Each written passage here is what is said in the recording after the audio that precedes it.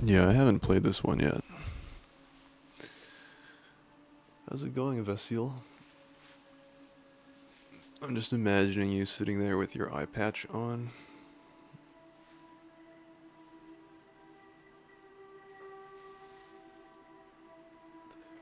Did you finish your stream?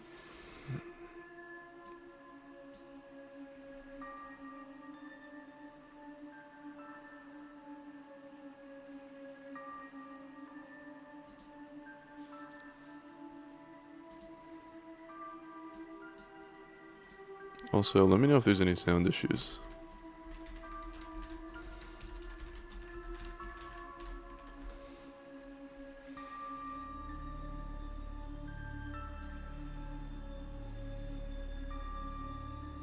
Oh, yeah. Oh, is that like the lose condition for that game? What was it called? Do no harm? Hey, Humpy, how's it going?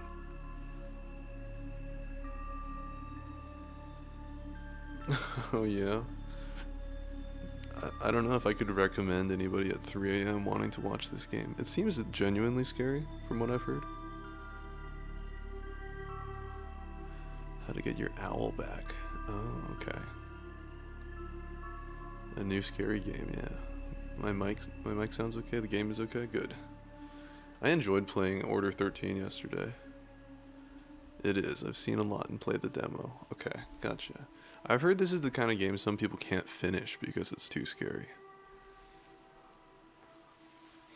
I like that. Okay, so when I turned the game on for the first time, it gave me like one of those warning screens where it's just like, it was so good. It said like, if you experience heightened fear from this game, you're more likely to have paranormal or hauntings in your real life, and if you do, you need to like go and talk to the church or an exorcist. I'm like, that is such a good like warning screen because it just plays into the whole roleplay of the game.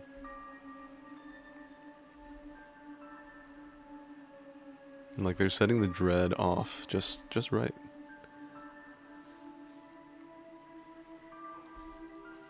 I feel like I haven't played a lot of games that have genuinely scared me lately. I feel like this might be it. This one seems promising. And when it comes to like monsters versus ghosts, I'm gonna be much more afraid of. I'm gonna be much more afraid of ghosts instead. I faked being brave in the demo by making a friend do it first through a Discord stream, so I knew where all the scares came from. That's funny as hell. I actually have, this is totally blind, I haven't even watched any gameplay, so I think I'll be scared. I think ghosts are scary, or like demons, those are scary.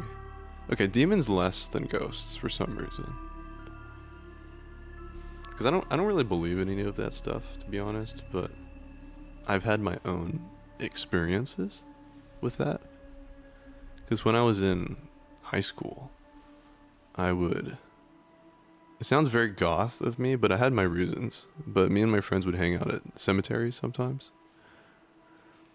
Multiple endings, including hidden and true. So if you get into it, there's plenty to discover. Oh, okay. That sounds exciting. That's good that it has multiple endings. I wonder what the conditions are.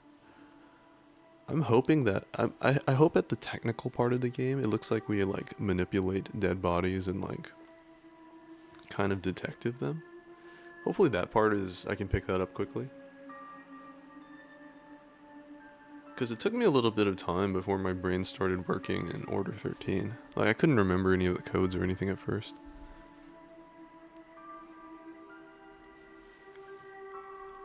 Well, I'm excited. Yeah,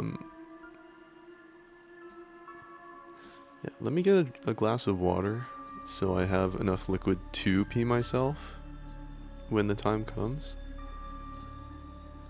You know, the funny thing is my puppy does that when she gets scared. It's actually so funny. I've never seen another dog do that. She'll just like, you know, if you like startle her, she'll like flip over on her back and just like scream and pee herself for like a good 2-3 seconds. It's so random. It feels like something out of a cartoon. But she's so dang cute. She's kind of done that a little bit less. Now she's a bit like, she's a bit older now. She's like almost 6 months now. She is a rescue, yeah. She was from like a foster family type breeding system, if that makes sense. It's like they have different dogs in different homes, and they kind of get together and, you know, do the do. And she had a heart issue, so she wasn't going to be adopted by anybody. So I found her. We discovered she had the heart issue, and she was saying oh, you don't need to, like, you know, like, I'll try to find a different puppy for you because this one's gonna die in a year. But I said no, I'll take her on. And yeah, we looked into it. I had her flown over to me, and then I spent a lot of time with the doctors. Really great doctors. She's done a lot of work for it, and it looks like now she's gonna have a normal lifespan. It was very expensive, but I think it's good karma, you know? She's a beautiful dog too. And just such a sweet personality. So I'm happy that I did something about that. Otherwise, yes, she was sort of destined for the graveyard, really, but yeah, she was destined not to have anybody adopt her. I'm gonna get that water. I'm gonna change a few settings.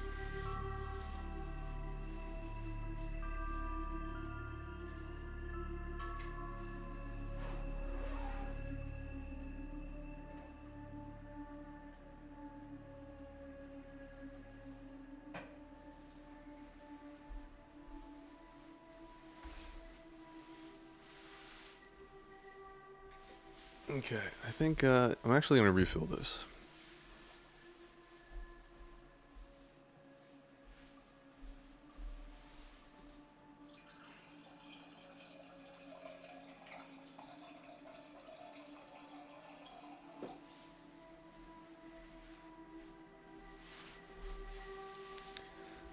Let me read the chat here. You did a good job. Thank you. You know, the vets were telling me that as well, that I kind of went above and beyond for her. She had to do multiple operations. But yeah, it's great. She looks like she's actually going to have a normal lifespan, so totally worth all the trouble. And she endured it well. I think it's given her a better character.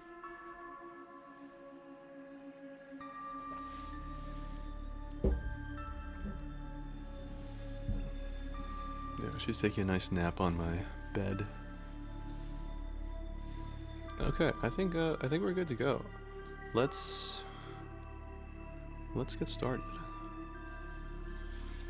All right, the mortuary assistant. Let's start with a new shift. I like the what is this called? Thaddeus? Wait, let me look this up. Okay, what is this called? It's from the Hippocratic Oath, right? What is this symbol? Cadus? Caduceus. Caduceus. Yeah. I like that that's the logo for this game. That's cool. Cause you know, I'm gonna go on a tangent here, but apparently the reason this symbol existed is from like when doctors used to like pull tapeworms out of people. Right? You could like make an incision and then like grab it with some tweezers kind of thing.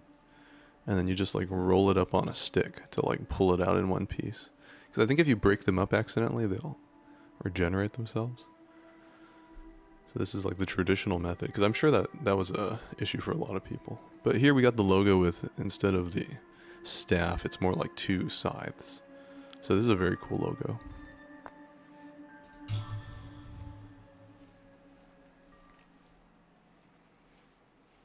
Yeah, I'm excited. I'm already afraid. Like, I have lots of, I think people would call them nightmares. Glad it's almost over. Congratulations. But Thank For you. me, they're just kind of like normal. I'll never understand They why have you lots of chose different such a monsters in macabre my field, dreams. There's nothing disturbing about it. It's just that but I'm proud of But you. ghosts are Really? scary. You've come so far. So, you haven't told me what's next. Will you get a job where you are, or...? they actually have I didn't everyone actually they need, expect there to be like a but my old storyline. I teacher, thought it'd be Mr. like a Delver, roguelike. transferred me to his office to This is nice. finalize my internship there. Oh, well, that's good. I remember you mentioning him. Where's he located? Are you Oh, moving it's still away on the from screen? me? Yeah, that's true. No, I'm not That moving. is true. He's actually located Thank around you, here. Misty. Appreciate you. River Fields. Oh, Rebecca. I don't like that. Grandma, Even I've heard things Grandma. about that place. I'd just be worried about people you. make up stories. Death is a scary thing to a lot of people. And we try to Oh, this explain is a things new we don't thing. understand, Ooh. and we want comfort when we lose someone we love. I mean, no one's embalming any ghost bodies or whatever. It's fine. All right. Alright, Sorry. alright. But Used to I start in an apartment? wanted to Oh, give you okay. this anyway. So, I like this. Here. It's building like a movie, cinematic movie tension. I don't know if I want that. just take it, please. It should be yours anyway. She gives us like this haunted talisman thing. You know what's crazy is I had Thanks. something like that once. I'm not kidding you. All right, enough spooky stuff. I traveled around So a proud of bunch you. When is all this and I happening? picked up When like do you this start? I've actually been there for a crucifix few weeks now. in Jerusalem My review is tomorrow. a long time ago. And every time I would wear that thing, it was just like bad luck or feeling sick or something. It was weird. And you know, it is weird because I don't believe in that kind of stuff, right? I don't believe there's anything else going on. But, you know, coincidentally, or whatever it was not a lucky talisman by any means. I don't know where that thing is. I don't know where it's gone to. Makes my coffin cross chain decor. All right. Yeah, I think Here I we was go. inspired by that. I worked with my artist specifically to do that sort of coffin chain. But I guess for a vampire, it's just like wearing it's like wearing your bedroom as a necklace, right? Okay, so I guess this is our apartment. I'm gonna change the mouse sensitivity slightly. Usually I like to bring it down, but this one feels a little slow, so let's bump it up. And I don't think they have an FOV setting, do they? No. Okay. Oh, depth of field. Oh, okay. No, that's just depth of field. Yeah, that feels a bit more normal. Okay. I am thinking about doing a version 2 of my rig with a professional artist. Just because I can. Just because I can. Okay. Rebecca, one last thing I forgot to give you. Please grab a pencil from my desk and sign this. Okay. Thanks, Zoe. Oh, right. I can bring it up and actually read it. So let's get the pencil. We can sign the paperwork. Quick inventory. Access quick inventory and choose the item you wish to use. Most but not all places where items can be used will cause the use item icon to appear. Okay. Was this the paperwork? Oh, I can just pull things around. Was that my... Oh, was that my chat? Oh, tracking is not picking up my mail. Thank you. I'll reset my app. Yeah, I'm still having technical setup things. And I have a lot of art assets I haven't even made yet. I've just been doing this so casually, I guess. Just got a lot of free time. Did well in life, and I got a lot of time to play video games now. This is weird to have on my wall. I don't understand. It said I could use this. This looks like the paperwork. Oh, maybe it's actually this is the paperwork. Pencil. Oh, there we go. I just had to sign it on the wall. That's kind of a weird place to sign something. I was so sure it was this.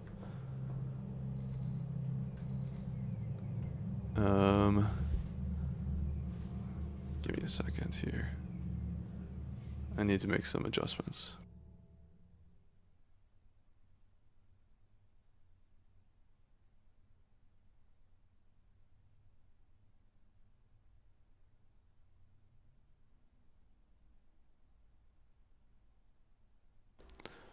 Okay, is that better? Is that actually tracking me?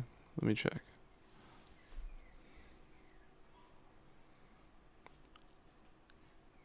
Yeah, that looks like it's tracking my face. I do speak with very little facial expression, so Rebecca, I feel like VTube Studio great, has a hard perfect time timing. I just finished with Mr. giving Dahl me any here. sort of Please wheel expression. him back to cold storage and bring us Mrs. Page. Moving the deceased. Stand behind the gurney and press. Use gurney, then walk backwards into hell. Oh, down the hall. Okay. Use gurney. Yeah, sure. This is giving me like a pleasant ASMR feeling. Cold storage. To bring a body in or out of cold storage, open the bay with the body's name, pull out the rack, and move the cart over to it. Sure, why not? I would suggest doing research on toggles and stylistic elements you really like before 2.0. It's still up to a few $1,000s to drop on anything, even though it's an option. Toggles and stylistic elements. Yeah, that's true. The first step for me, though, for doing the V2 is just working with a concept artist, because there are people so much more talented than I am with ideas for models. I think in general, if I like the idea of, what am I doing here? I'm doing something wrong. LMB. I don't even know what this is. Oh, I just pull it out, of course. Easy. Yeah, I like the idea of having a vampire model, but I'm very open to ideas. Oh, I can just turn with my mouse. That's kind of awkward, but I got it. Okay, nice. So this is very simulator-esque. There's a lot of like moving parts. Do I slide this guy in, or do I need to use something else? Dorothy Page. Okay. I get ASMR too. Yeah, I do. I do. Medical settings. I don't know. Weirdly, I like going to the doctors, and I like stuff like that. What does this mean? I pulled her out. Do I take the cart and put her on the cart? Cool. And then I can slide this bad boy in. Oh, that's easy. Close that shut. Take you over. Ah, yes. The deathbed bikini. Quite the nice style choice. Alright, let's close that bad boy. What do we do here? Does he want us to bring her back there? I like how they force you to just look at the body when you do this. I guess it's just something you get used to. I think I have to go this way.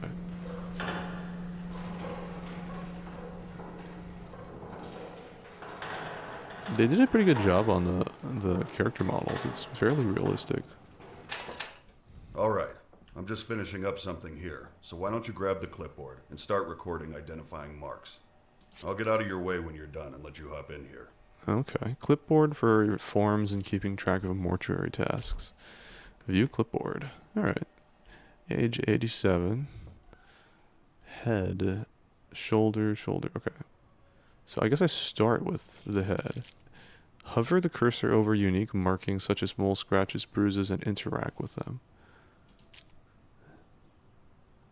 Let's see. Do you have a favorite kind to listen to? Also, if I'm speaking to often do. Oh no, I love when you guys. I love when you chat. I love seeing you in here. That's the best part of streaming for me, is having people I like show up. Yeah, no, I don't need to focus really. I like to do it as we go. I think a lot about what people say, and I think a lot about what I want to say. So sometimes I can't do both at the same time. Let's rotate her. Oh. I guess her eye is kind of look pretty normal to me. She's got this on her face, right? Is that not normal?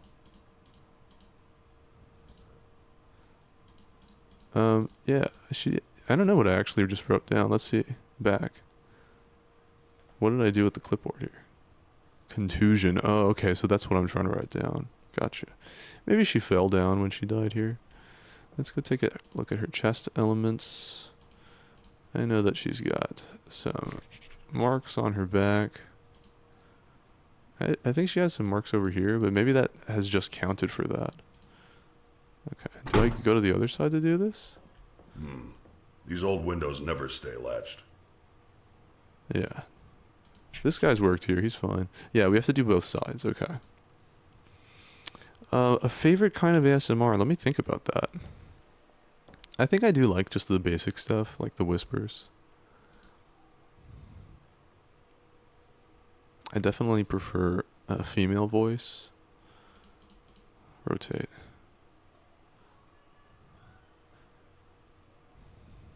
Feminine energies just gives me sort of a different vibe. So I got some scratches here. Yeah, okay. So yeah, we're doing good here. She's got some stuff on her feet. And some scratches. Great. Climb on in here and put everything into the record system. Don't forget to take the printout to the front desk so Zoe can add it to the packet for the family. After that, we'll get started. I mean, I'm not sure why I'm recording these minor details. To enter cadaver information, click the record system icon. I didn't say anything. To open the program. Yeah, I'm fine. I like what they're saying. Match the sections on your clipboard to the corresponding sections on the computer. Once all findings have been entered into the system, click submit. Okay. Name. So do I type this in or do I just click it? Oh, okay, easy. You know what's so weird is I literally had a job like this once. Minus the dead bodies. I did this on like alive people. Did I do this on the right spot? Left arm, right? Nothing on the right. Right leg. Yeah, I think that's everything. You enjoy role plays for entertainment, but the sound-focused ones to trigger ASMR. Yeah, totally. I don't really listen to a lot of role plays for entertainment. I don't know. I haven't really tried that. What kind of role play would I be into? That's a good question. I never thought about that.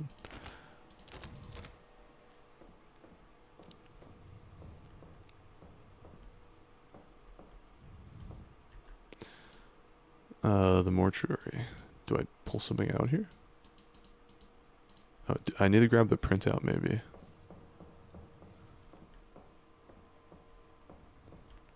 There we go.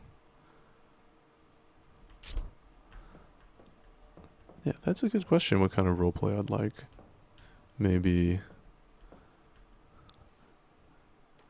a real double entendre, that one. What do you mean? Wait, what entendre did I miss? I missed it. But, you know, speaking of that, like, I think when it comes to roleplay, probably, yeah, in that realm of things. That realm. Because I have a hard time imagining, like, not reacting that way to roleplay. Our hands are full, so how do we put this in? Do I like hotkey it? Okay, I right click it. Time to Gotcha. Right now it's just technical. I know what I'm trying to do, but I've it's set everything out so you can just go ahead and get started. To learn the tools. I'll be monitoring. Everything's on your list there if you need it. Everything is on my list? Oh, okay. Well, let's look at my clipboard then. Wire shut with needle injector and settings. Insert eye caps. I mean, that sounds pretty simple. I guess this is a needle injector. Oh, hey, what do I know? A tool used for hammering setting needle barbs into the skull. Okay. Do I need some needle barbs? We got some eye caps. Yeah, here's some setting needles. A moisturizing wipe. Do we need that? I don't think we do. Setting. Yeah, sounds pretty simple. So let's go ahead and get in here and wire her face shut. I have no idea what that means. Pull the manipulator up and press. I'm keeping it intentionally vague. I remember what platform I'm on. I don't really know the rules about what I'm not supposed to say, so I try to say, especially with horror games, there's a lot of questionable content.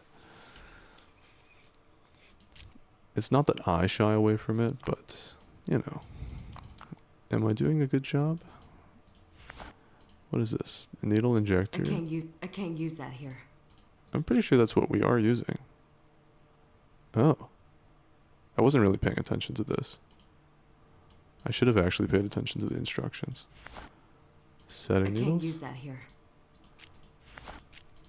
Wait, what did it say I need to do? I've got this all the way up. And then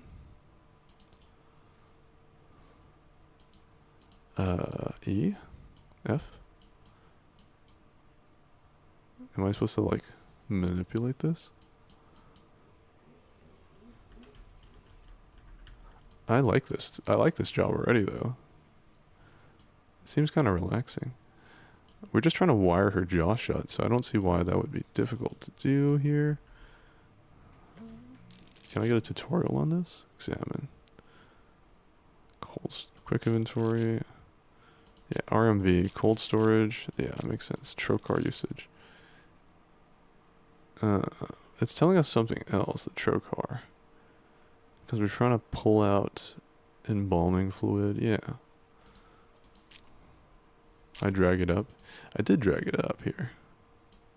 I drag the yellow up. Do I keep dragging it or something? RP as in neurological tests and potion seller, not the other kind. Yeah. I was thinking the other kind. I don't know about the medical exam role plays. I don't know. I can imagine that giving me tingles rather than... Yeah, I can imagine that being kind of nice. You know, one of the best things is getting a haircut and just, you know, when they wash your hair, if you go to a nice salon. Click it, it should staple. Brilliant.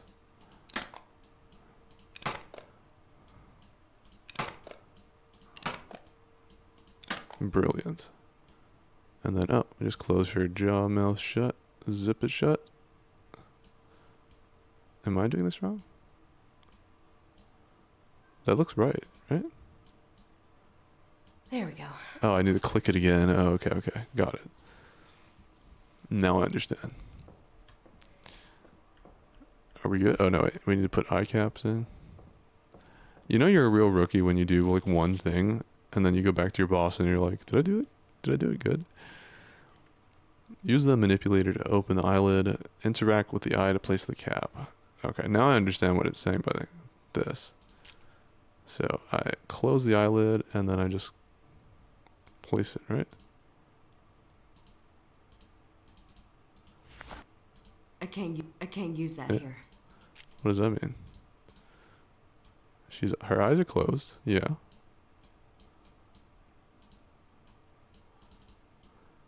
It's all the way closed. I'm pretty sure I picked up the eye caps. Yeah, they're in my inventory. Interact with the eyelid? Do I drag it?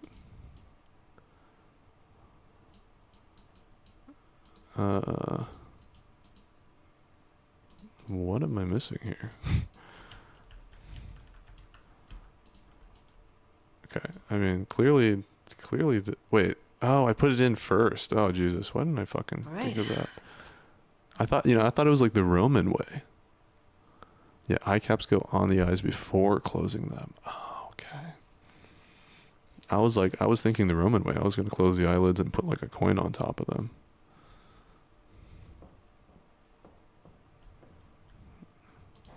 Times sure have changed. Let's see what this is. This is a question mark machine that we need to check our clipboard for. Mix embalming fluid and pump. We got the glutaraldehyde, methanol, humecticant, and formaldehyde. Okay. So I'm sure we have a bunch of chemicals around here. Oh, here we go. So we can start with the glutaraldehyde. I think we just take all of Can't these, hold right? anything else. I can only carry 2 large items at a time. Got it. Okay, Can't sure. hold anything else. I understand. Sometimes we get chemicals that haven't been stored properly, and it can make them pop like that. Oh, Just keep doing your thing. yeah. I'll get it. You'll get it? Okay, thanks. Let's mix them. Yeah, we can just do one at a time, because... Yeah, because we can. Humecticant. Moisture. Methanol. A little historic, but you are a vampire, so yeah. You know, I would say the Roman era was a little bit before my time. That was more like my grandpa's thing with the coins. That's how I knew about that. Happy? Now we make an incision in the carotid artery and jugular vein with the scalpel. Ah, of course. This is something I'm well familiar with. Let's cut open these veins. Some items need to be used directly on the body. To use an item, open the quick inventory and select the item needed. Ah, okay. Then I will go do that.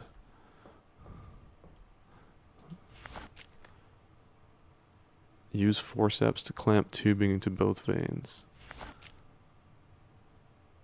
Okay, I don't think... Did I really cut into both of them there? Maybe. I thought it would take more than one incision, but... You know. Let's see, I'm looking for some tubing or something, right? Maybe...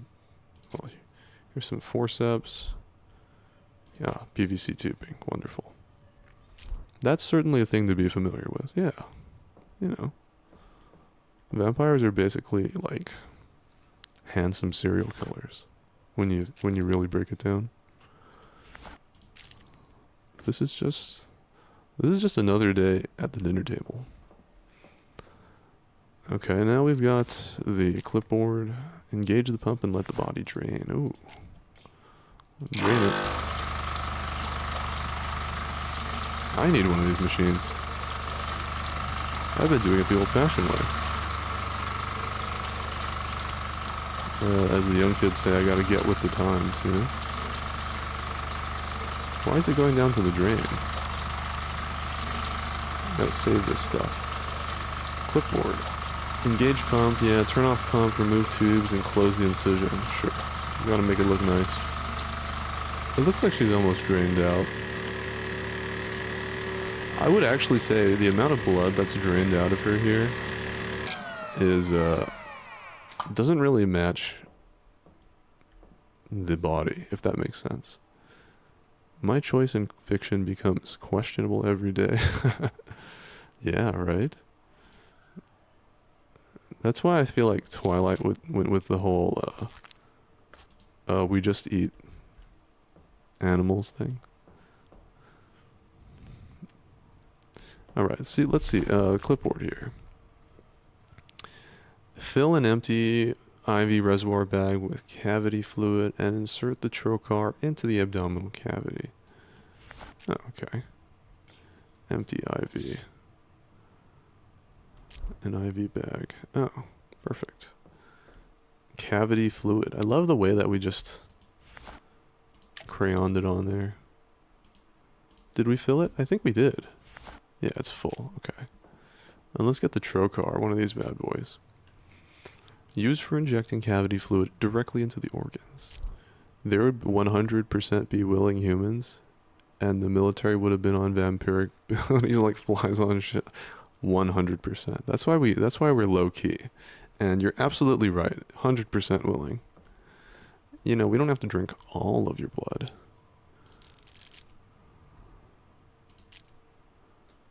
That would be greedy.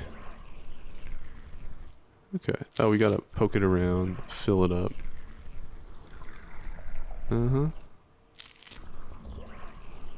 Just a little, you know, side-to-side action. Humanity is definitely growing past the age of regenerative abilities, though. There we go. It's all about those drones nowadays. So, you know, the pressure's off. I guess the clipboard, yeah, we're pretty much done. We gotta mix the cleaners in the bathroom closet to create tank cleaner and pour it into the embalming pump. Apply moisturizer to her. That sounds nice.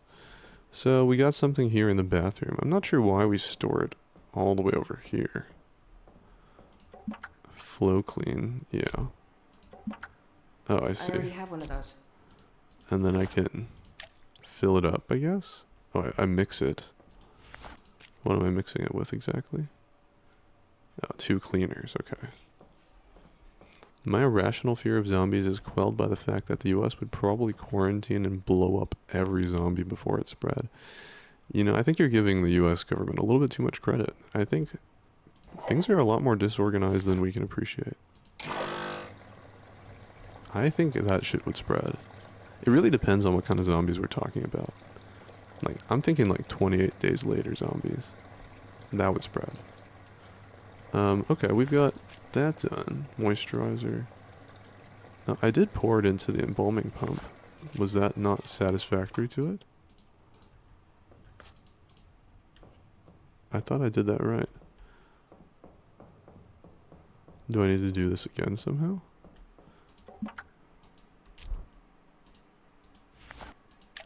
Right, now it's become tank cleaner. Do I need to do this more than once? I don't think so. How do I drop this also? I can't use that here. Okay, well, I'm gonna have to find that out later. Yeah, we got backup stuff here. We just need the moisturizer, right? What is this? Tissue? Gloves? Moisturizer. Oh, a moisturizing wipe? Right. I was thinking more like hand cream or something. I need to pretend someone is competent. I did that for a long time. That's a trap. I'm missing something. That is a trap. People are less competent than you think out there. And that terrifies me more than most things. I'm missing something. I'm missing something? Oh, I didn't pick up the moisturizing wipes? I thought I did. Is it not in my... Oh, is it here? Okay. I can't hold anything else. Okay, let me check the settings to drop items. I didn't really look at that. Clipboard, inventory, quick gurney. Inspecting, UI. Use item, take out. It doesn't have a drop item thing? Drop item. Quick inventory. Maybe I need to go to tab and then I need to like go here and then drop it. Yeah, okay. And then it just drops at my feet. Alright, that's fine. Yeah, the right click option doesn't work. It has to be like an inventory check to drop, I guess. Maybe. Let's get these eyes all... Oop. Oop. Maybe I put the tank cleaner on it. What? Why don't you go ahead and head out? I'll take over from here. Oh, thanks. Thanks, Dad. Are you sure? I just got here. Don't worry. You're doing great. I'll get the last of your paperwork sorted today and call you in for your first shift. Okay. He's satisfied. I mean, this guy works here. It's probably fine. He looks pretty reputable. Very sincere, straightforward guy. Let's just go home and have a nice sleep.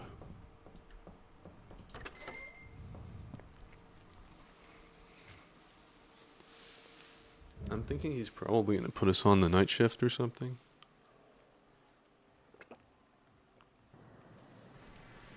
It was just really weird. So some stuff fell over. That's not a big deal. No, I know. It wasn't even my fault, but he sent me home right after that. Well, it's about as fictional as zombies. They go back. Yeah. Supposed to finalize my stuff Yeah, today. competence is And he about said as he fictional as would, zombies. Yeah. I think I used to be more So, optimistic, that's a but good thing. The opposite Yeah, of optimism it is just didn't actually feel called like he realism. meant it. Like he just said it to Pessimism get me out just of the takes things building. to a different level. There's no Wait a need sec, for that I have another shit. call. Hello? Hey, Rebecca. It's Raymond. Oh, hi, Mr. Delver. Look, if I did anything wrong today, just... No. I wanted to apologize. You've done a fantastic job. Just not feeling too well. That's actually why I'm calling. I know it's late, but we just got 3 new cadavers, and no one else can make it in right now. I was hoping you could come in and take care of them. Well, yeah. Are you sure? I mean, of course. Excellent. I like the nervous giggle. Do me a huge favor. I took care of the rest of your onboarding. We're all set. And your new badge is in your personal belongings drawer in the back room. That's great. You're gonna Thank let me you. I'm on my way Go right now. into your shop I at hope you feel night better. and play with the bodies. The fucking little giggle Bye. after that. She's excited. Holy shit. That was him. He signed me on. He needs me to come in tonight. See? I told you it was fine. Congratulations. Thanks. I have to go. Imagine the right now. workplace I'll talk like to you later. camaraderie. You got your boss patting you on the back. You're like, wow, you're really Where great are with my these dead keys? bodies. It's like a compliment, but also, I want to brush my teeth before I go. I don't know why. Anybody, if you walk into anybody's house and you see a toothbrush on their fridge, don't kiss them. Wolfos. I missed these the first time. It looks like, okay. She's got expired food. Yeah, I don't know. Donuts. Donut stuff. Damn. I guess this is grandma, right? Yeah. You were on a clock when working, by the way? Oh, really now? Okay. I'm going to do things quickly and efficiently. I do have an idea of the mechanics now. Temporary items do not take up space. Nice. Oh, okay. So it'll just automatically be used. The nicest people are dead. You got the company t-shirt. Listen to the radio, yeah. Let me turn up the volume for myself.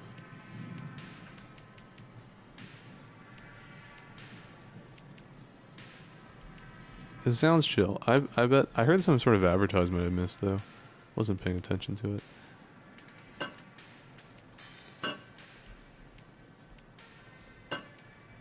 Oh man, I'm clumsy. I think this is why she was concerned about getting the job. Welcome to the one song radio station with our one song radio. It's all we have the budget for. That's fucking hilarious. I understand that though. Because these games do have to pay for their songs, so. Yeah.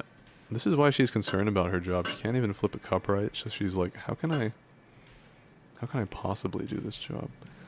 Well, let's go out. It sounds like we just need to drive over to work. That's one thing I don't miss about traditional work.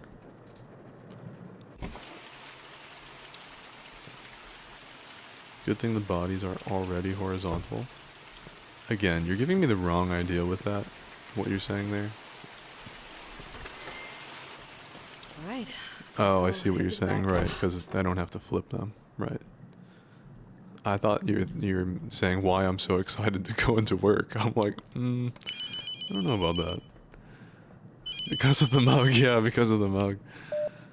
Hi, Rebecca. Mr. Delver, I Look, need help. Someone's look outside here. the mortuary. Just try to stay calm. I know you're scared. I'll unlock the door in a moment. What? This is very sudden, but listen to me. We have to start right away. I'm sorry. I didn't know until it made itself known this morning that it was here, let alone bound to you. I had no way of knowing the possession had started. What? Look, this isn't funny. Stop. You need to take this seriously. Okay. You need to act quickly. This is insane. I'll just leave. I'll just fucking leave. You can't leave, Rebecca. I can't allow that for you or for others. It's far too dangerous. What am I supposed to do then? Most bodies I work with at night are fine, so we stay calm, okay? We embalm, file the paperwork, everything. Treat it like a normal day. Staying focused will help. I left some things for you on the desk. I'll call again when you get to the embalming room. No, wait. Ugh. Damn it, what the Okay. fuck? This is insane. This is definitely my boss's idea of some kinky roleplay, but I'll go with This is it. so stupid. It's just some hazing for the new girl or something. Yeah, exactly. Just So I play need a along key or something. and do your job. Just do my job. An old screw in fuse. Okay. I'm in the clock, right? Don't I need to... Oh, here's a key. Right. It has my name on it. Hall key, old key, tape recorder. What's the tape recorder for? Oh well. Yeah, we got the bathroom here. We looking all... we look okay. Wash our hands before we work, obviously. Cleaner base. Let's just like... Oh, I can't fill it up ahead of time. Alright, well, that's fine. We'll just drop this. You know what? I'm gonna leave it there. Oh god. Totally an accident. Mr. Delver's business cards. Yeah, I guess we just go into the hall and just do our job. Oh wait, do I need to do the hall key? Ah, okay, that's how I do it. Fucking quitting tomorrow. I mean, who does that? That's not it. Oh, I don't need a light. Oh, a phone call. Let's see what that's about. All right, listen carefully. Look, I'm sorry, but this entire thing is extremely unprofessional. If this is how you treat new hires, I don't think I can work for you. This isn't funny. Rebecca, you don't have to believe me, but I hope you do before it's too late. The only way to save yourself is to banish the demon before you're too far gone. No. To do that, you will need to learn the demon's name, bind it to its chosen body, and burn it in the retort. Look, I know this is a lot to take in. I wish I could do more for you. I had years to learn what I know. You have hours. I've recorded a number of cassettes to instruct you in the hope that having a physical object with a known message will help you stay grounded. I won't be calling again. You can't trust the phones. Anything can be manipulated. Okay. Listen to the tapes. Learn the demon's name. Burn the correct body. The most important thing in the room is in that cabinet. Open it up. Good luck, Rebecca. I'm sorry this had to happen. This cabinet? This is insane. Whatever. Just be the professional one, grab a body, and get started. Okay, mini cassette tape. I should probably listen to this. The demon is funneling its energy through you, weakening you, until you are unable to resist. Identifying a demonic entity is a delicate balance. The further you are from possession, the more time you have. The closer you are, the more the demon will make itself known, allowing you the information to guess its name and the body it's bound to. Okay. The only way I've found to tell how far along a possession is on your own is to scribble on a piece of paper. Don't think about it. Just scribble. Look carefully. If you notice anything strange, it's starting to take hold. There's a notepad and a pencil on the desk in the front room. Checking from time to time can give an idea of how long you might have. Interesting mechanic. At every moment, the demon is funneling its energy. Okay, so that's tape 3. Until I think this is the old keys for this. Identifying Oh, a demonic sick. entity is a delicate whatever balance. this is. Tools of expulsion. To banish a demon to hell, it must be bound to. To banish a demon to hell, Okay, here we it go. must be bound to its chosen body and burned. The three objects in this cabinet are your tools. Mm-hmm. First, the clay tablet in the center is called a mark. Placing the smaller pieces in the correct configuration will I'm spell getting the back to demon's work. name. Second, the bottles on the top shelf are a special reagent that will react to the mark. Add a bottle to the embalming mixture during the process. When the mark is placed on the correct body, with the reagent inside, it will force the demon to become bound to it. Oh, okay. Pay attention to signs that you have chosen correctly. They can be obvious or extremely subtle. Once you are certain the demon is bound to its vessel, burn it. Finally, the pieces of paper on the right are called letting strips. It must inscribe the sigils of its name in our world to begin the evocation. You will need to uncover these sigils to use them. Hold a letting strip up while wandering the mortuary. If it begins to smolder and burn, you're close. When the paper combusts, the sigil has been revealed somewhere in that area. They can be anywhere, so look on walls, under objects, inside furniture, anywhere. The demon will inscribe its sigils over time to try and hide them, so check regularly. Once you uncover the sigils, use the night shift database to decide which demon you're dealing with, and use that knowledge to create the mark. The steps are simple. Add the reagent to the embalming mixture. Uncover the sigils. Build the mark and place it on the body. Then, when you're certain, burn it in the retort. I think I understand. That's a lot of instructions, though. Night shift system. You should have fucking died. I will slip your ass. The night shift database. A computer program combining all my findings into one reference point. The database Okay. contains all the information on the process of expulsion, the tools used, and most importantly, all the markings of the known demonic names. If you ever forget what to do, replay these tapes or look it up in the database. The collection of demonic names is the most crucial piece to the puzzle. You will need this information. My ID card is in my personal belongings drawer. On the back is the passcode to access it. Use it. Stapler in the drawer. Okay. So, Book of Typhon. Okay, please do, because I would love to have a little bit of guidance. I want to solve the puzzle without too many technical issues. But it sounds like it's randomized for every run. I'm pretty sure it's not the same, right? Yeah, nice. Okay, so the Book of Conversions, right. Let's see what we got here. That wasn't his ID card, though. Where's his ID card? Turbo, it does nothing. Okay. ID card. I thought he said it was in the drawer. Scalpels. It should be over here, right? Whatever. Just whatever. Just grab a body and get started. Wait, aren't I supposed to look at the night shift system? Fuse, resume. The computer's locked. Which one is it? Hey Anon, how's it going? Okay. Bottle. A bottle of unknown liquid used to identify a demonic tendency. Okay, well I'll just put this bad boy back over here.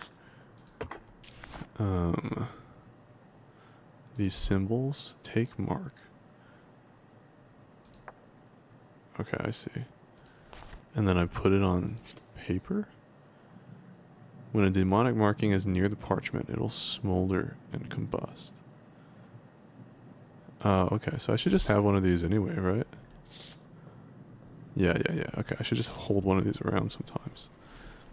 Okay, I don't know where his ID was, though. Was it maybe in his front desk drawer? That sort of makes sense.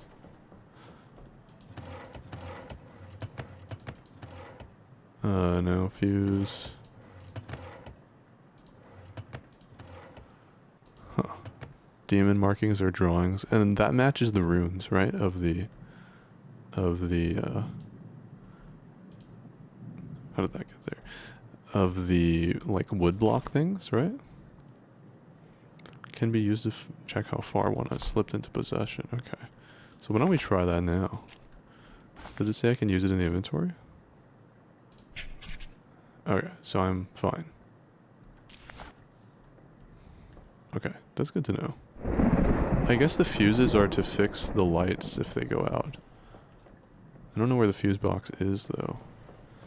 I guess we should just do what she suggested here and just go for this. It seems like we can get the computer working later. We got Jen Schumacher. Oh, we need the gurney, right. Gurney? Oh, here we go.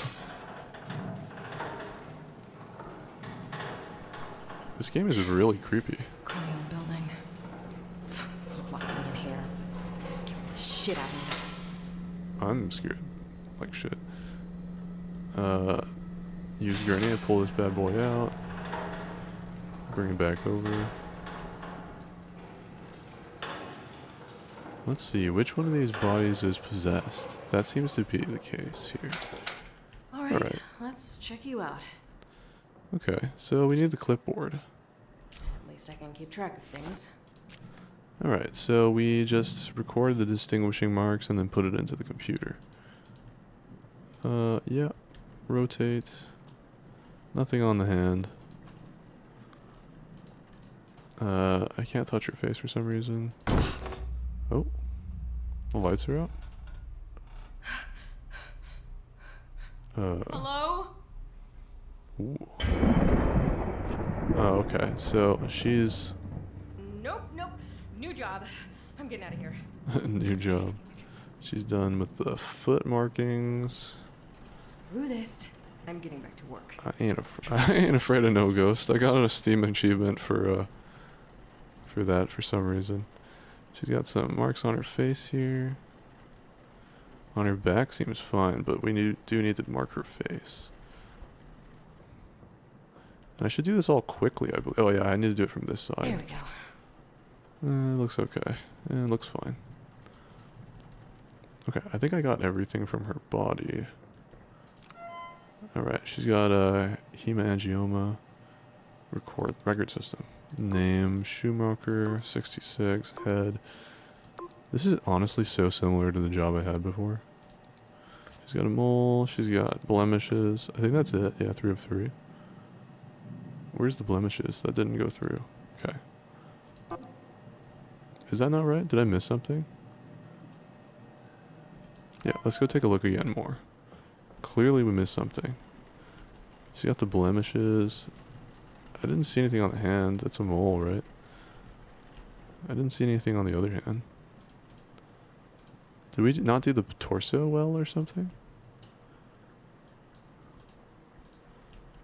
Hello. Just hands. Oh, maybe we didn't look at her other back. Yeah, okay, I think that's what it is. She probably has something on this side. Or not? Alright, well, I'm on the clock, so I'm trying to rush through this. What did I miss? 66. Right leg. Oh, the mole didn't register. Oh, I thought I registered it. No wonder. Okay. And then that printed out here. It's kind of slow to print. A packet of mortuary paperwork. Yeah, we'll put this up in front. Mm-hmm.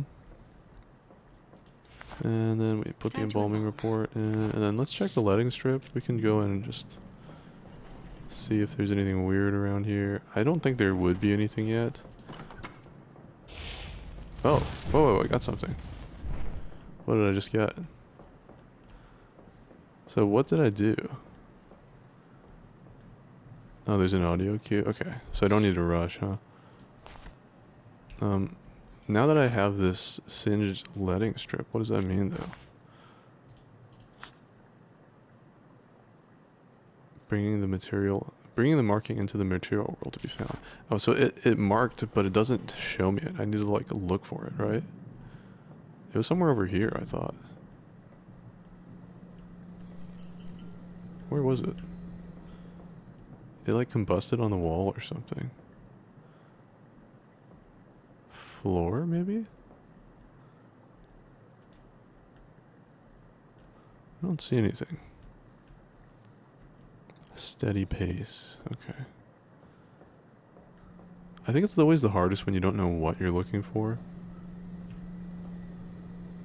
Alright, well, I know this combusted over here, so I suppose I just get another piece of paper. I already have one of those. I already have one, so what do I do with it?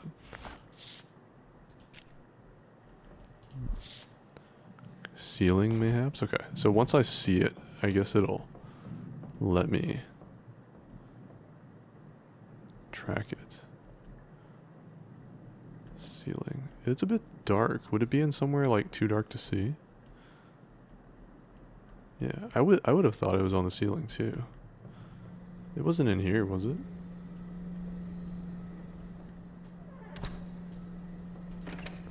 No. It might need to fully... Oh, you're right. Maybe that's right. Very smart.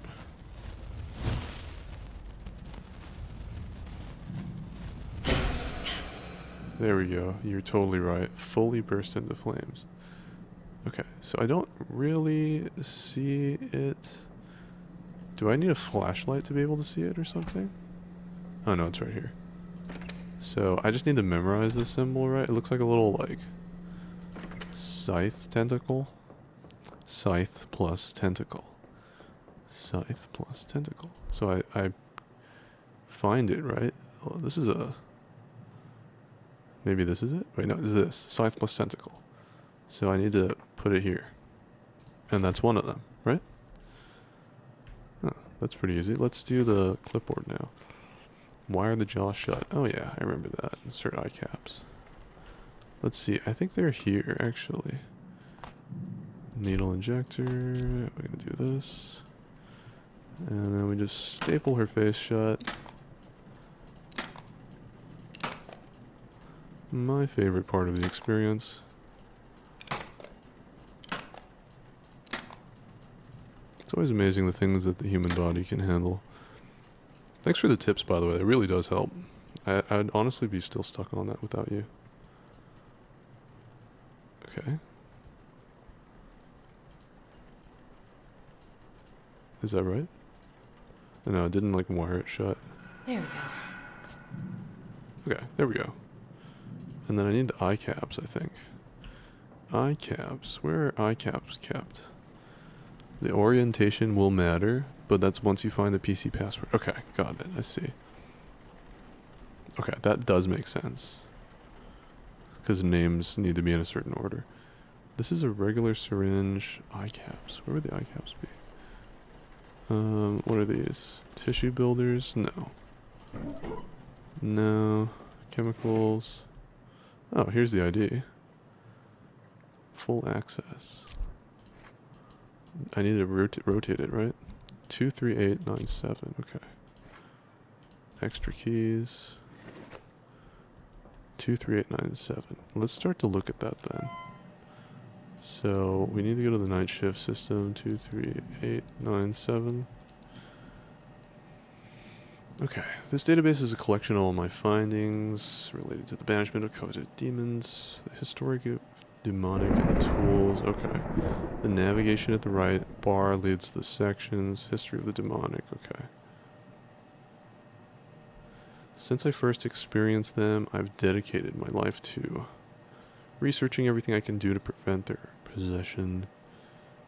Recovered language. Athenian is a long-dead language, recorded to be lost in the burning of the Library of Alexandria. Only a handful of religious scribes had knowledge that Athenian text and of Athenian text and its spoken language. After the fires, what little was known was recorded and hidden to keep safe. Known as the ethereal language, it was believed to be the tool of angels to communicate with man. Okay. Satan's exile. So there's a lot of Christian biblical origin for these guys. Okay, that helps me understand what kind of clues I'm looking for. Oh, Athenian being spoken from the mouths. Okay.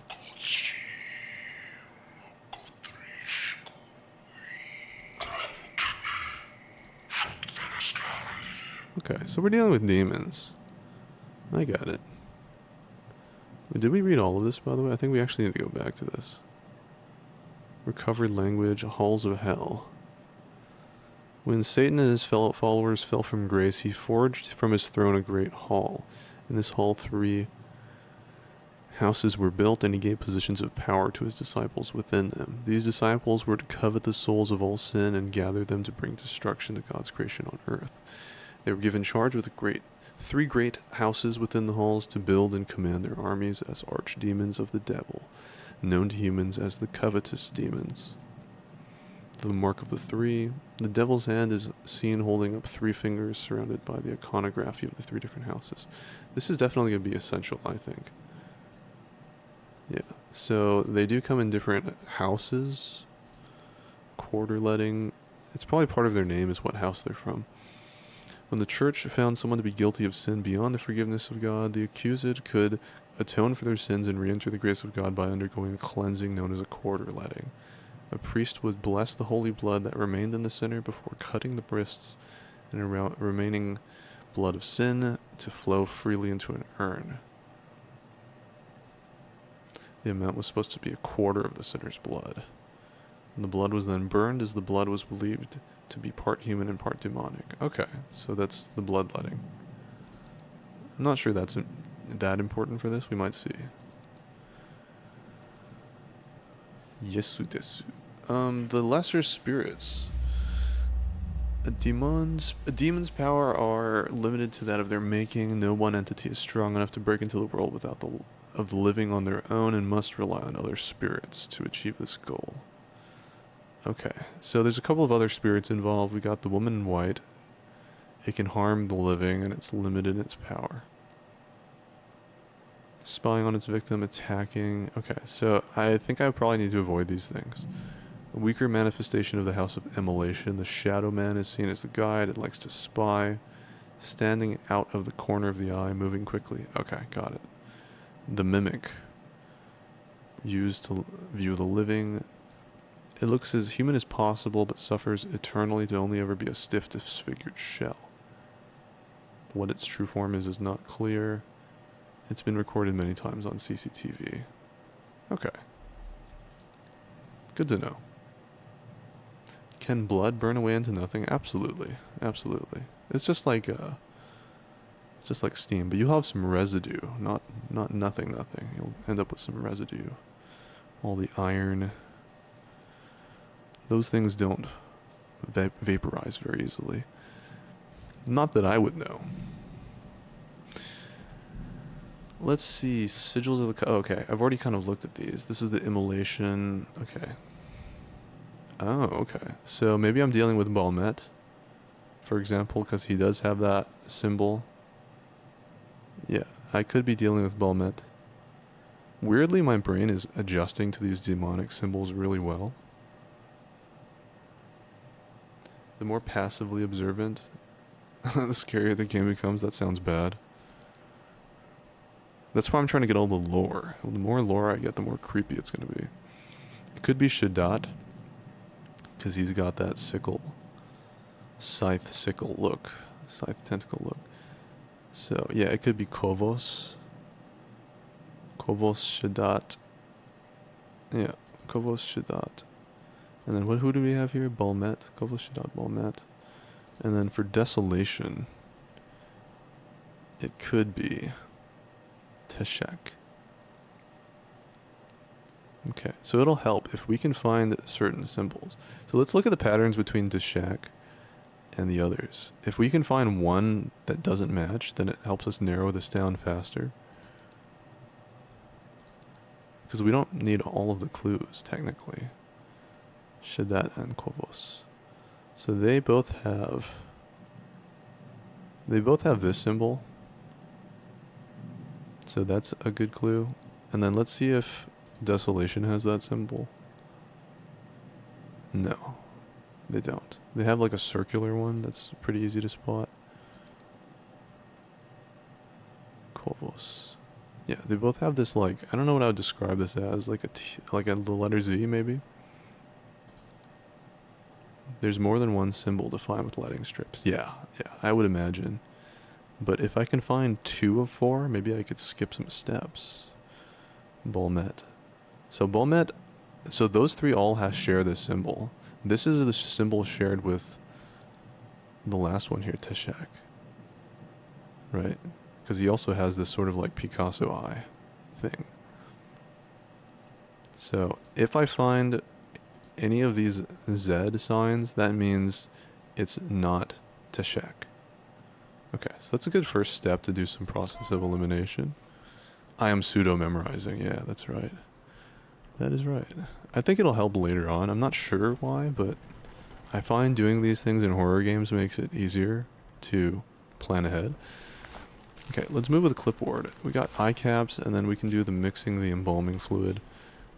I really want to do the eye caps, but I have been having a hard time finding them. Don't see them in there. Surely they're somewhere in here. Even the drawers make a weird sound. Flex bag. Where could it be? What's this? Oh, it's my work card badge. I should wear this. Restocking. Rest of the supplies in the embalming room. Sorry if it's not what you're used to. Raymond, I really need a key to the hatch outside. Cleaners down is low, and you mentioned having some down there before. I know you don't trust anyone to go down there, but having a copy of the key would be easier for everyone. Can I take these? Okay, maybe I only take them if I need to go down there. Yeah. I found sort of everything except the eye caps. So we got the eye caps. We're going to put them right in here. Oh, well, let's get these open. Let's get these bad boys open. And we got you. Shut your eyes there. Nice. Now we just mix all of the essential embalming liquids. What do we got here? Humectacant. Yeah, we can add that right in. Did I not pick it up?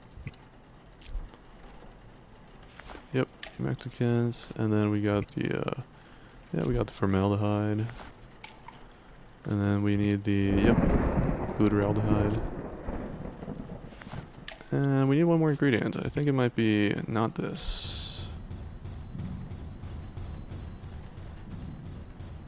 I'm definitely hearing some weird ass sounds, but I'm just gonna ignore it.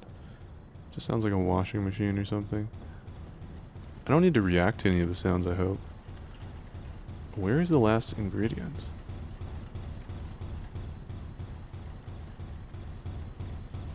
Is this... Did I look at this one? No, I already did the formaldehyde. Oh, it must be this. The methanol. Here we go. The methanol. And then we just... We mixed everything, didn't we? Let's see. Yeah, reagent and the old... Oh, we need to put the reagent in, of course. We got the special one here. And then I did drop one on the floor over here, but I feel like I've lost it, so I'm just going to grab another one.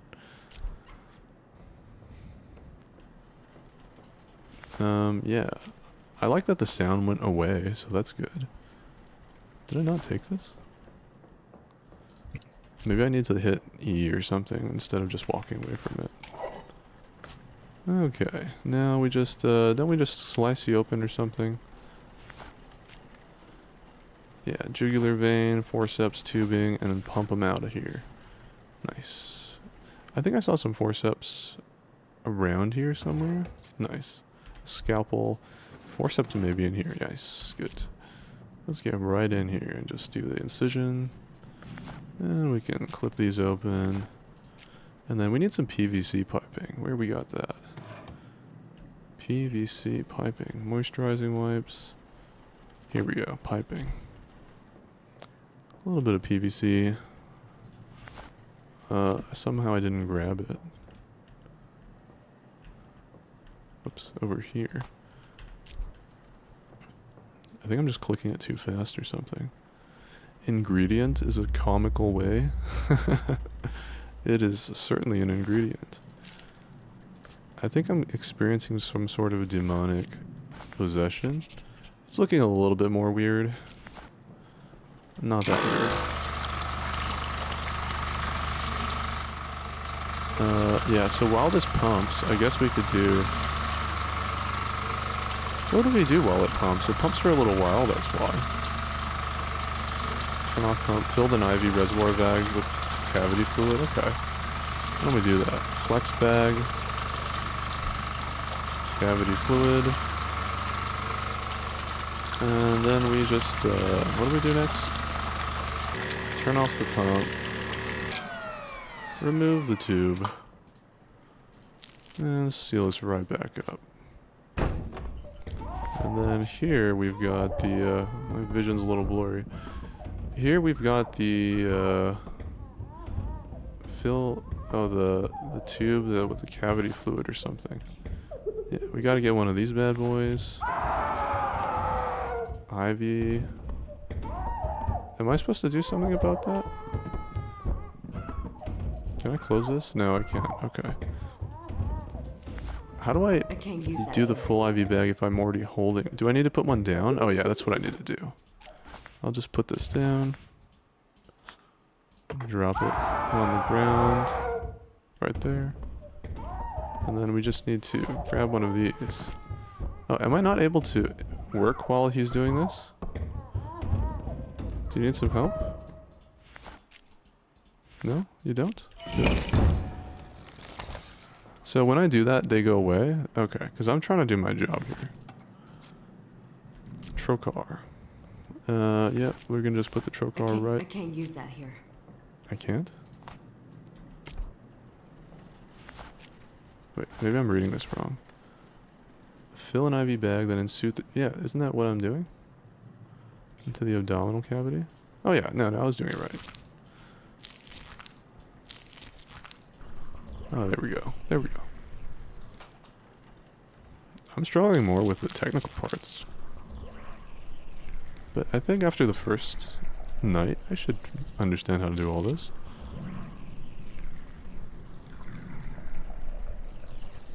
Mm-hmm.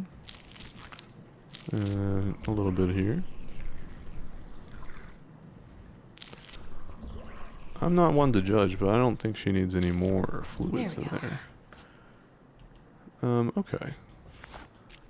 Clipboard. Mix cleaners in the bathroom closet. Sure, let's do that. Bathroom closet, cleaner base. I just pick this up? Yeah, okay. Then we mix it in here, and now it's a cleaner fluid. And we just pour the tank cleaner right in. Then we apply moisturizer to her face. I believe the moisturizer, yeah, right here. Can we moisturize you while we do this? No? Let me go ahead and... I'm getting a little circle. That looks kind of normal, maybe. Okay. Let's look at the night shift system. We haven't found any other coats, so you know what we need to do now is we need to take one of these strips. And once in a while... Oh, so this is what we do kind of in between this. Oh, smoking. Ceiling, floor. Where could it be? I feel like I was standing right on it.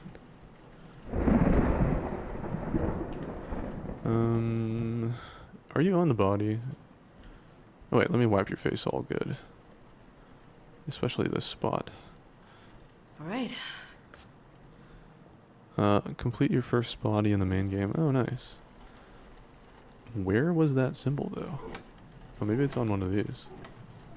There we go. It's a little spike with a apostrophe. So let's go ahead and log that one. Got a little spike with an apostrophe. And then surely we can just switch him around later.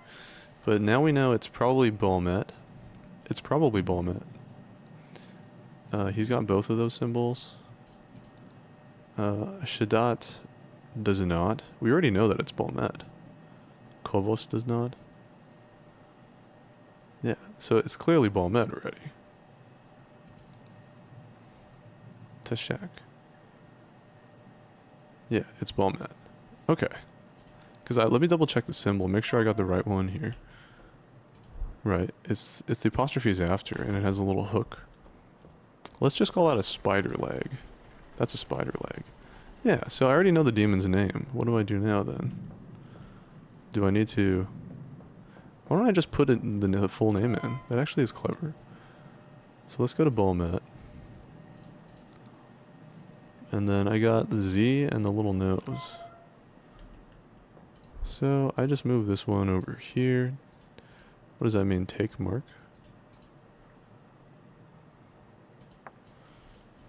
Oh, okay, I see. I think this one actually goes over here. And then there's a Z. Is a Z on this side? Let me double check that.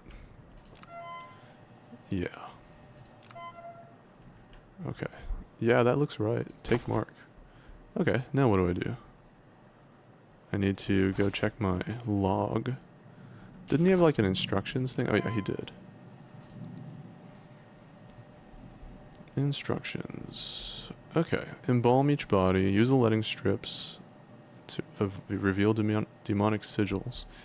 Use it. Build the mark. Match the name. Pay attention for each body. Note that bringing an already embalmed body back out to reinspect for changes may be necessary.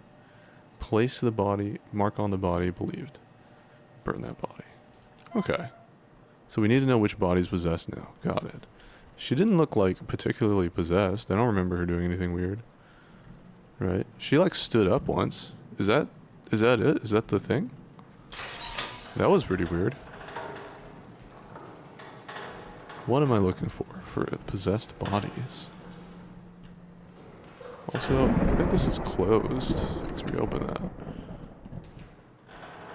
Which body is possessed? We'll surely find out. And we'll just zip you right back in there, lady. Mrs. Schumacher. Get your body back in there, Mrs. Schumacher. You look great today. You look fabulous. I'll be right back to take care of you, okay? Harvey Lindsay. Mr. Harvey. Miss Harvey? Oh wait, I need to drag her. I need to drag Harvey out. Yeah, Mr. Lindsay. Let's take a look at you. You look pretty, I don't know, normal, I guess. I don't know why the light is out in the hallway. It's a little bit strange. Who needs light anyway, though?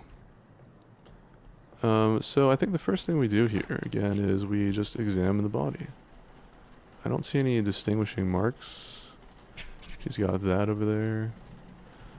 We can do this side as well. Maybe it's more efficient just to do one side at a time. And we can look at your head, good sir. You look pretty much normal. There's not a lot going on with you. Let's take a look at your feet. Nice. Your feet. You got one of these little scratch marks. We didn't really look at your hands. You might have something on this hand. I didn't look. Good. We got one of these bad boys. We're not going to look at the window because why would we do that? Let's see. So we've got these in place. Now we just look at the clipboard and go to the computer. And inside of the computer we can go to the... Do we exit this? Yeah, record system. We got entry number 2. Mr. Lindsay. He's only 51. He has a mole on the left shoulder. He has a mild abrasion on the left leg and a rash on the right arm. And we submit this. Was that satisfactory? Did we do this right? I don't think he was happy with us. Let's try that again. Maybe I didn't input it in right this time. Right, left leg. Mild abrasion, right arm, rash. Did we do this right? There we go. I must have put it in the wrong column. Now we just go ahead and print this out.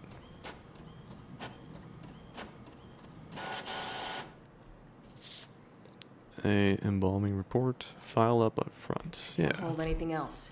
Oh, I need to switch something out of my inventory. What is this thing? A seal? Item cannot be dropped. Oh, but it can be returned to the wardrobe. Got it. Perfect. Okay. Yeah, it would be annoying to drop that and lose it somewhere.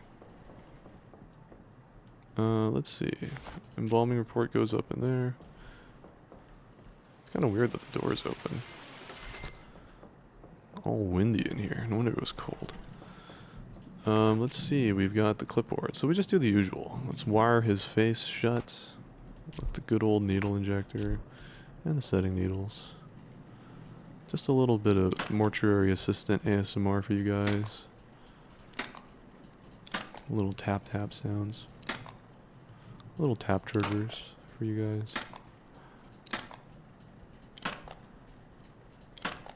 And we zip you shut like that. We zip you nice.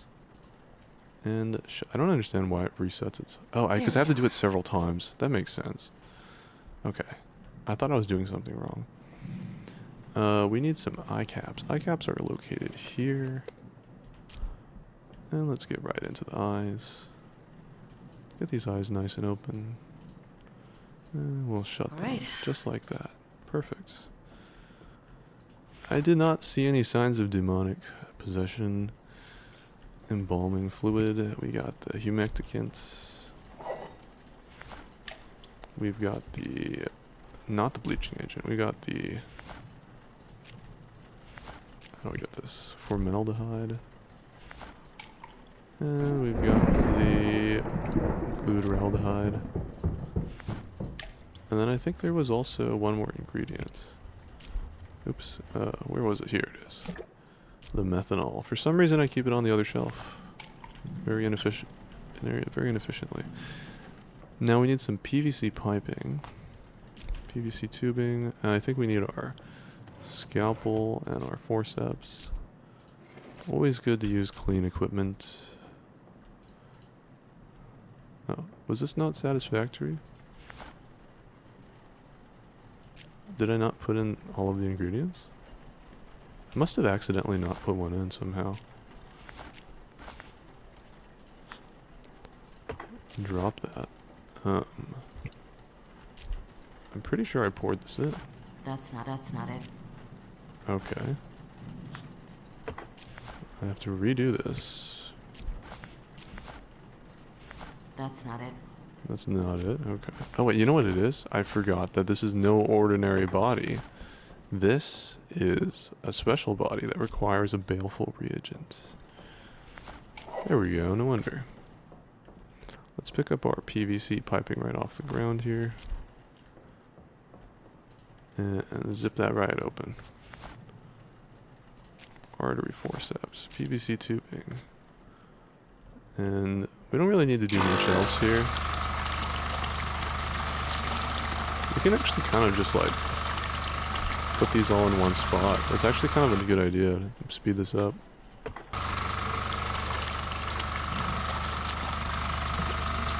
I can just dump them all in without having to walk into around the room.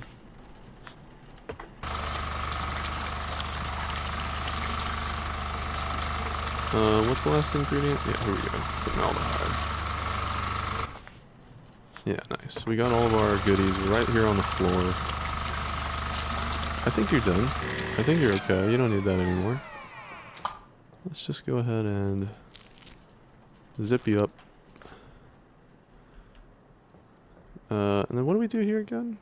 IV reservoir bag with the... yeah. Embalming fluid. And we gotta grab one of these. And, oh, hello. And then we gotta go in here and just squish it in bit by bit. A little, ooh. Is that possession? What is that? Oh.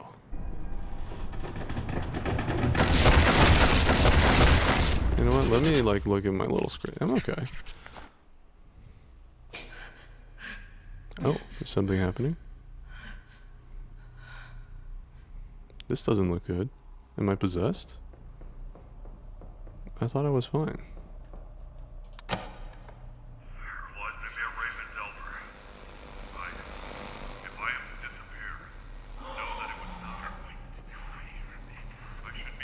What are you doing here? Oh. Yeah, what the heck? I was in the middle of doing my work. Can we please get back to doing our job? Thank you. Let's...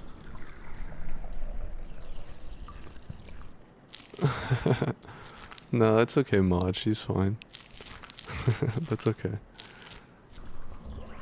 Thank you, though, Misty.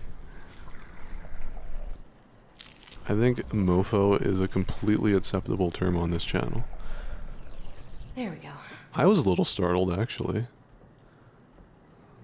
But, you know, I wasn't startled by him standing there, because he looked kind of friendly, right? Okay, let's see what we gotta do now. Mix cleaners in the bathroom closet. What time is it there? Is it past 3 a.m. now? I don't know how you can stand watching this at 3 a.m. For me, it's practically lunchtime. It's basically just lunchtime. That's a good time to play horror games. I've been trying to stream a little bit more on US time. US time zones. Apply moisturizer. Ooh. Let's moist your face. I have to wait for each process step to finish. This body seemed pretty possessed to me, but like, because of what happened rather than anything wrong with the body. So, yeah. It's hard for me to know. It's 4:44. That's like the cursed time. That's like... You know what that means in Chinese? 4:44? Oh, I gotta put this on his face. A little wipe, wipe, wipe. Little wipe, wipe, wipe. Little wipe, wipe, wipe, wipe. Alright. Nice and moist. Yeah, in Chinese, that's a very bad time. That's a very unlucky, scary time. You can watch them, you just wouldn't play them? Yeah, that's okay then. Alright, I think this guy's good to go, right? I have moist his face. I return it. Yeah, I return it to the storage. Yeah, in Chinese, that's 4:44, which means death for sure. Yeah, 4:44. Because that's how it's all pronounced. Yeah, that's why in a lot of places... This one just popped out. That's why in a lot of places they won't even have a 4th floor. You are thematic. You're very thematic. Especially considering like the little warning trigger sign they had at the beginning of the game. Like, that freaked me out. Kind of. I was like, oh man, what am I getting myself into? But then I realized, oh, that's just another job. It's just another job. You don't look any different than before, lady. Should I put you back out? I'll put you back in there. It's kind of weird to leave you out. Do I have any tips on what I'm looking for to know if they're possessed or not? Because to me, there was something weird that happened with every body. What's your name? You are Gene Beck. Alright, Mr. Beck. We're going to be taking good care of you today. We're just going to roll you over in our comfy tray down this hallway into a nice semi-elevated reclining position, and we're gonna get started on you. We're gonna check out what you look like. Get a little bit of turn you over a little bit. You got some marks on your arm. I'm gonna note that. Your hand seems fine. You have phasmophobia? Oh no. On top of the zombies. But maybe you like the torment, right? So you torment yourself to make yourself extra scared. I definitely have zombie dreams. I think it's a reflection of my fear of people who don't think before they do things. Those people scare me. Have you ever heard of the term allergic to stupidity? I'm deathly allergic to it. And I don't mean that in a condescending way, I mean it in a self-protective way.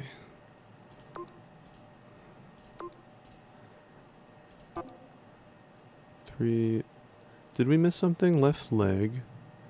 Oh, we put that under the leg for some reason. Oh, we double clicked it. That's what we did. Left leg is... No, it's actually the same thing here. So we must have missed something on him. 3 of 4. Yeah, we missed something. They move. And there are events to do with them looking at you and the like. Oh, well, the first one looked at me. Isn't that the body then? Wait, let's take a look at our little scribble thing. That's looking weirder. Right, we're starting to get possessed. I think... So do I need to do all of the bodies before I decide? Or can I just burn the one that I think it is?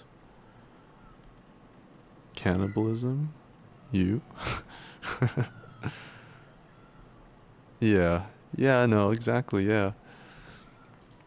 Idiots. That's the real scary thing in life. I think the longer you spend alive, you know, centuries of experience of being a vampire, that's the number one thing you get afraid of. Okay, I guess, I don't know what exactly I missed here. I don't think I missed something on his back. Maybe it was on his face that I didn't see? Oh, he has something on his face, that's right. He's got these spots. Yeah, I don't mean that in, again, I don't mean that in a condescending way. Like, people can be at different levels of education. That's totally fine. I do mean that in a thinking before acting kind of way. Which, strangely enough, some people tend not to do. Okay, let's see here. We've got, we've entered this, didn't we? So why is it still asking me to do something? Put clipboard away. You can burn early, but you risk being wrong. Let's burn him. I don't want to do this guy's stuff. If I already know who it is, then. Wait. Do I know it was that lady? Because she definitely stood up at me. And I did get a Steam achievement when she did. So, I think it's fucking her. I guess I need to finish the whole process with this guy first, though. Oh, I didn't put this away. That's what I didn't do. Okay, well, I'm starting to get possessed, so I gotta hurry the heck up. Embalming report. We're gonna do you in a jiffy, Mr. Beck. I'm missing something. We are going to do you in a jiffy. We're going to wire your face shut really fast. It's gonna be a very cheap procedure, cheap and quick. Your relatives have already paid for this. So you are going to be just fine. We're just going to zip you right up. And then after that, we're going to insert some eye caps. Eye caps to keep your eyes shut here. Let's get these nice, big, beautiful eyes open. And shut them. And then we can mix the embalming fluid, which we have prepared well for this time. Formaldehyde, the methanol, the humecticant, and here we go, the glutaraldehyde. And then once we've mixed all of those, we need to add our special sauce, the baleful reagent. That's true. They really are different things, though. I think very educated people can also be stupid. Rebecca. I just heard someone fucking talk to me. Let's see. Make an incision in the carotid artery with a scalpel. Okay, let's grab one of these bad boys. Let's do this quickly. Rebecca. Because, again, it's not looking too weird, but it is turning into a circle. Let's make an incision here. Why can't I do that? Come down here. I don't want to fucking come down there. I want to...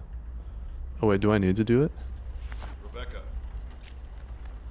Make an incision. Yeah, so we're on the right step, and we do have the right ingredients. I think we just need to go and talk to the Rebecca. dude talking to us. Oh, here we go. Yes. Okay. Now we go back to work. Oh, we're not done. Do I need to bring the keys?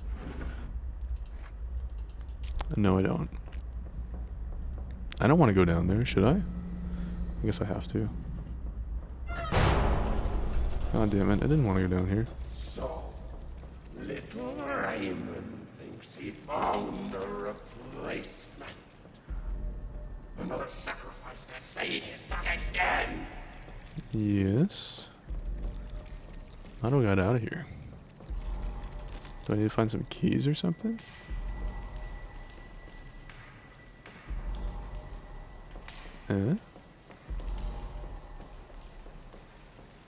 There's some blood from here, yes. I can see that.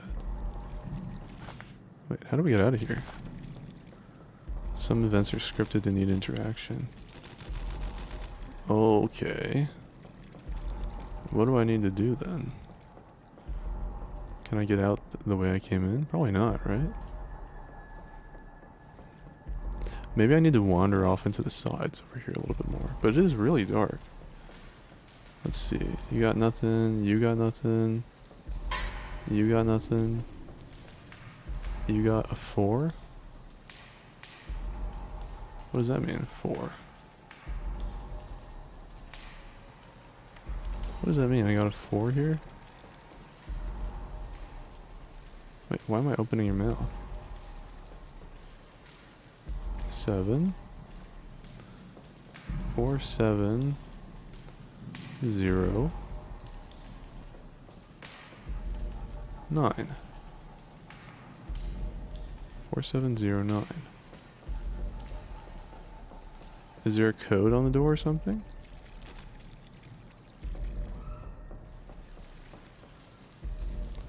I don't understand. What do I do here?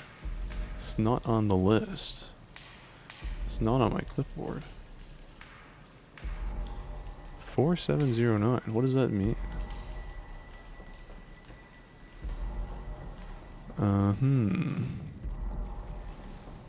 I feel like staying in here is bad for my mental health. Oh, maybe it's not. It hasn't changed my scribbles.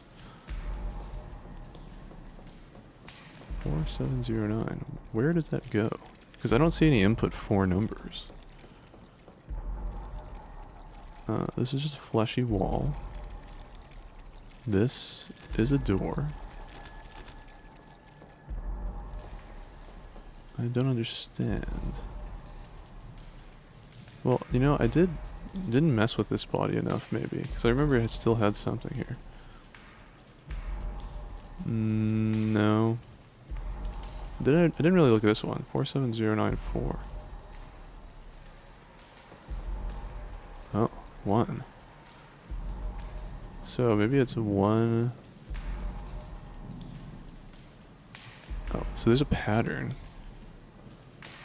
Does it just open if I know it? Because I don't see a place to input anything. Okay. So 7 is the third one, maybe. And 0 is the fourth one. And this is the second. So it's 1, 9. Right? So this is the first one. 1, 9. Who has the third one? 1, 9. There's nothing else on this side. 1, 9. There's nothing on this guy's face. 197. 1974, I think is what it is. No, 1970. 1970. 1970. How many left? 2? 1970, and then I think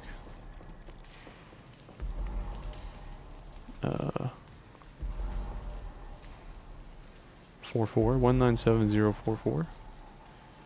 Yeah, that's what it is. 197044. So what do I do with this knowledge? 197044.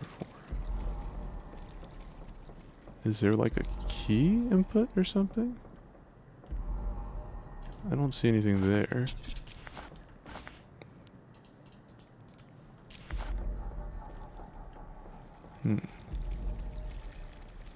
I have the number.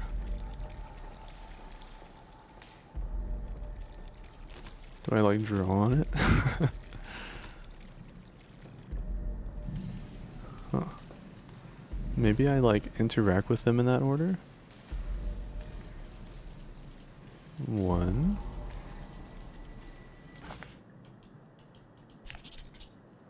It just says I can drop. Thank you for that, that's helpful. I don't know where I use that code though. 190744. Where does that go? Then it's to do with a secondary ending? That makes sense. Okay, well we keep that in mind. Because I don't see a key. There's a blood flow thing here. I mean, does the blood help me get out somehow?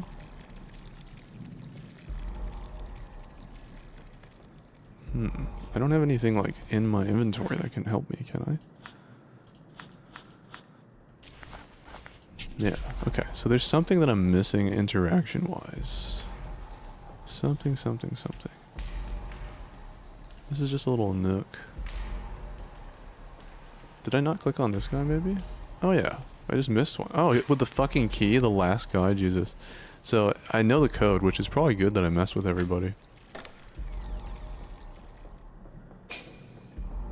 That's one of the houses of hell. Fine. I'll go that way. David Whitlow, dead and forgotten. Get into the grave. That's not my name, though.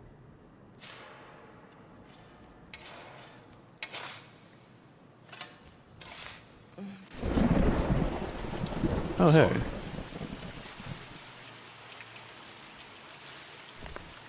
Is he burying us? I don't seem very sorry about that.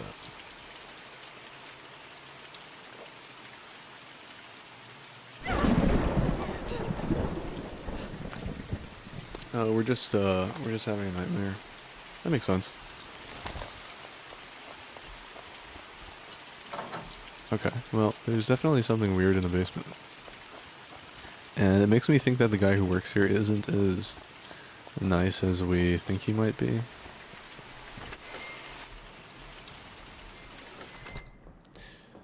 Okay, well, let's just get right back to work. We've got the incision. Yeah, okay. This is where we were. We've got the forceps. Let's grab the PVC tubing here. And then we'll just stick that right in here. I can't use that here. Oh, yes, I can. Okay. And then we just run the machine and suck it all out. And then I think we need to make some fluid, mix some fluid. Uh-oh. Oh, no, I got some more. Cleaning base. I guess... I can't use that here. I guess it won't let me do it yet. Oh, you know what? It's probably because I need to, like, do the other thing first, right? I need to, like, pump them full of embalming fluid. Yeah, of course. How could I miss that? Machine off. And we're gonna just zip you right back up, Mr. Beck. There you go. And you got your little neck flap all zipped up. And we can just go ahead and fill up one of these IV bags with our special cavity fluid using a trocar. I already have one of those. I already have one. Even better. Stick this right over here and just jiggle it around a bit. I'm not sure why I can't jiggle it. Oh, it wants me to interact with something. It's your grandma. Oh. Hello, Grandma. You're the mimic? I need you to let me in. But you're just a stiff shell. I've read all about you in the night shift log. Really? That gave it away and not the, hey, sorry, but you're haunted by a demon now. Don't worry, I do this on the daily, do these things or die. Yeah, you know, I sort of felt like he was like giving us an initiation into something like, oh, hey, here's all these tools to help you fight this. I just set you up to do the job I usually do, because I'm lazy. But then now I'm getting more of the like, oh hey, I'm fine to like bury you. Okay, bury you under the ground in order to get rid of demons or something, you know? Because he seemed pretty sincere and nice when we worked with him during the day. You never really can tell with people. Well, let's just fill you right up with this embalming fluid. It's sort of like ASMR mukbang sounds, little squelching sounds. Alright, now we just gotta clean you up. Let's go ahead and clean you right up with the cleaner base. Mix. Mix, mix, mix, mix. I already knew that was the mimic. I was kind of not looking at why isn't he here helping us totally. I think he's scared. He's the kind of guy that takes all these notes but doesn't take any action. He's a prepper. I think... Yeah, we've cleaned it. We just put the moisturizer on the face. I mean, there's been weird stuff happening to us across the board. I don't know which body is possessed, honestly. I kind of feel like it was the first one. Wipe, wipe, wipe, wipe, wipe. Get you all nice and fresh for your funeral. Alright, now we just put your body back. I don't know, Mr. Beck looked pretty okay. The only time something weird happened with the body was with the first one.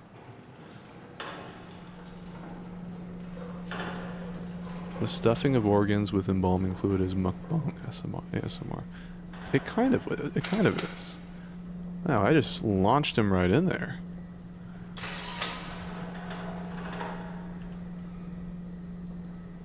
Yeah, it just doesn't have the slurping sounds. Squelching but no slurping. I feel like it was Mrs. Schumacher. You were looking a little bit funny. You stood up and looked at me funny. I don't know why I don't just burn all of these bodies, but okay. Oh, you want me to pull you out first? I need to move the gurney first? Okay. I don't have any other real clues as to which body it is, I think. I could totally have done everything else right and just make this decision incorrectly. Okay, let me go grab the seal. I'm pretty sure you are, what's your name again? Your name is... Balmeth? Balmeth? Belmet, okay. I'm pretty sure it's Belmet.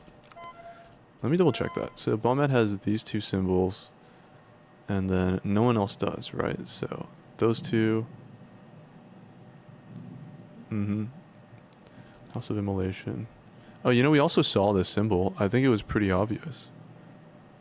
Some physical tells only show up after embalming. Yeah, it's absolutely Balmet, because I remember when we had the dream, it showed us the House of Balmet's sign, which for some reason I felt very, like, familiar with. I don't know why. Like, this is like a second language to me or something. Take mark. I can just speak the ethereal language or something. I don't know.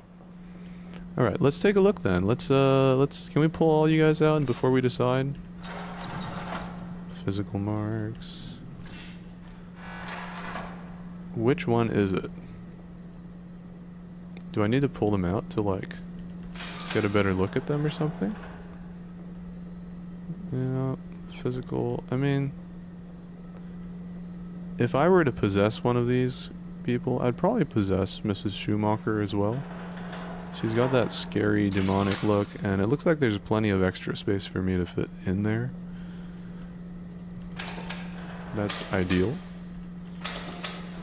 Wouldn't want to, yeah, I guess we'll try that. Why don't we go and grab Mrs. Schumacher's body and bring it back to the inspection room, and then see. Okay, shit, we're pretty possessed. I think maybe we should just make our decision. I don't think we can last much longer here. Let's just get you over here.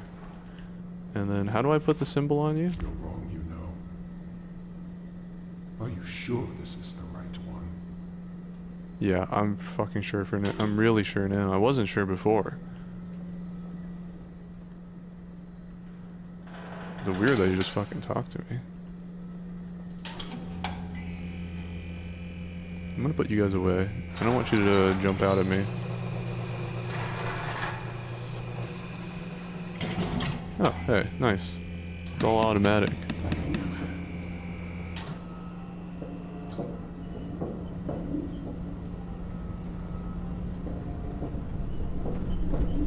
Okay.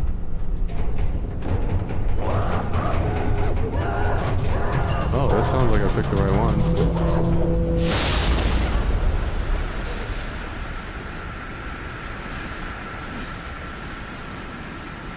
They usually say that. Oh no, it's crawling toward. She lost so much weight.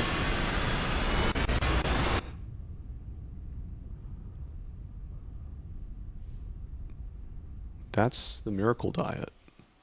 Good morning. It's nice not to be the one down there for a change. Oh? Raymond? I suppose a first name basis is in order. Yeah. Did I make it? Is it over? For now. It's never really over. Oh. You've come a long way. It's a lot to learn. I'm so glad I'm here. I know it's disorienting. You'll get used to it. Okay. You should head home and get some rest. I like how he's just like, yeah, this job, we lived. We did it. Fine. I think I'm Are you fine. sure? You seem out of it. We passed the I've hazing. Just been waiting for so long. Uh-oh. Did we live? What are you? Oh no. Oh no, we're You chose possessed. the wrong body. Rebecca. Rebecca's not here, you fucking idiot! Oh god. Watch your flesh go and drink it as nuts from your pitiful frame. I guess we did choose the wrong one. Well, I'm happy we could do this to this guy. Just fold him up.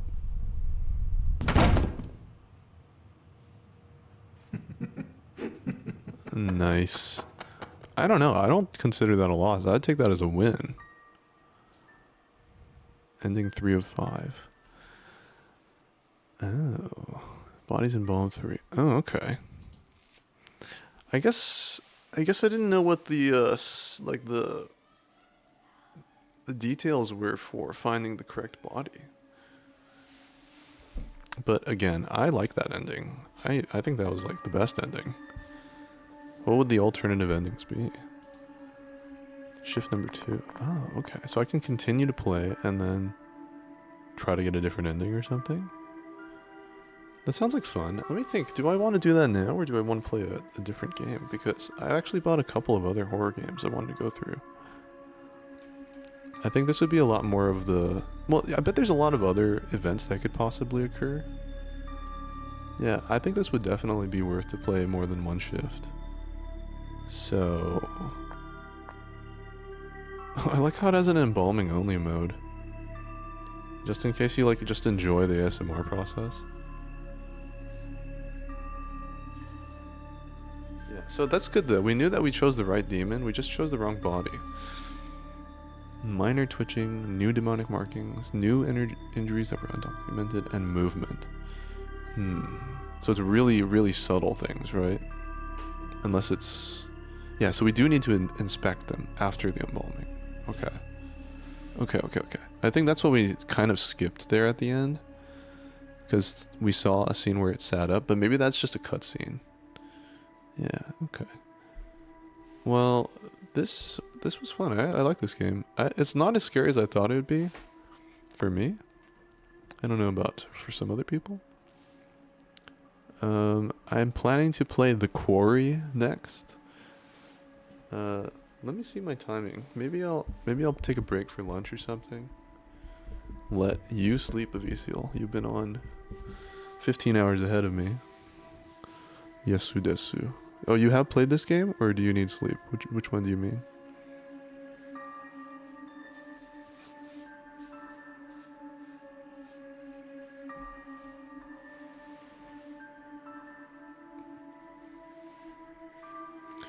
Horror games onegai shimasu. Horror game. が行きます。新しいホラーゲームが行きます。How many do I have?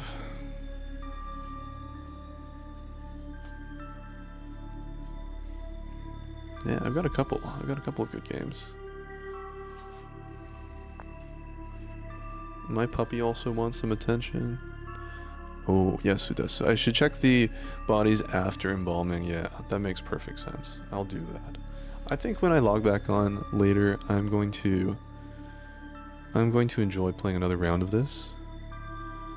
And then we'll play the Quarry, because I've heard that's like sort of a cinematic movie. I have played Until Dawn. I really liked that. Oh, I'm glad you were thoroughly entertained. That puts a smile on my face. That's what it's all about. I'm really happy for that. You know what?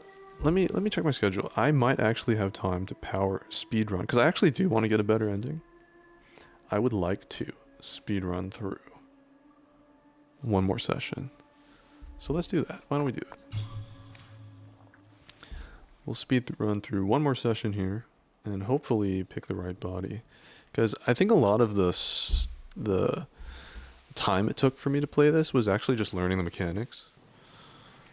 Now that I've got it, puppy, what do you want? Huh? You want petting? What do you want? Where's my keys? I think I need my car keys. Here we go. I was about to start looking in between the couch sofa cushions. What do you want, puppy? Hey, no biting. Sit down. Good girl. Alrighty. You sit down now. Good. Alrighty. So, do we have to go through the whole phone call thing again? I guess not. Or maybe. I need to get the box. Puppy. Tape recorder. We've got that. Do I need keys? I need this. I guess I just got scared when I saw my sketching getting a little weirder. Why don't I have keys?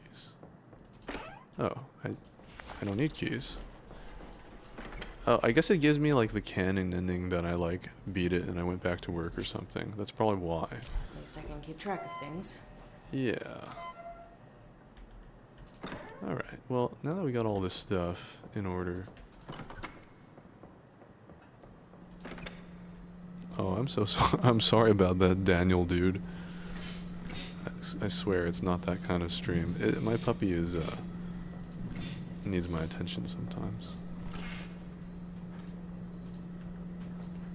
Of course, if you want it to be that kind of stream, that's a different story.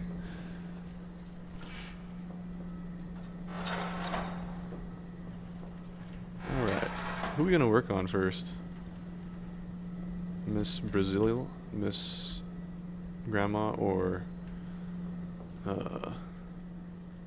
some guy? Adam Meza. Let's start with some guy. And work our way towards Miss Brazil.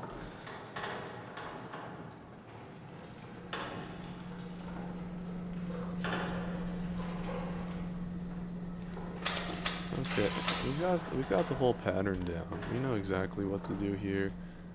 I can't even get through the door. I'm stuck and trapped. I think actually I need to push him in through this way. Forward. Yeah, because I can't turn around later. That's why.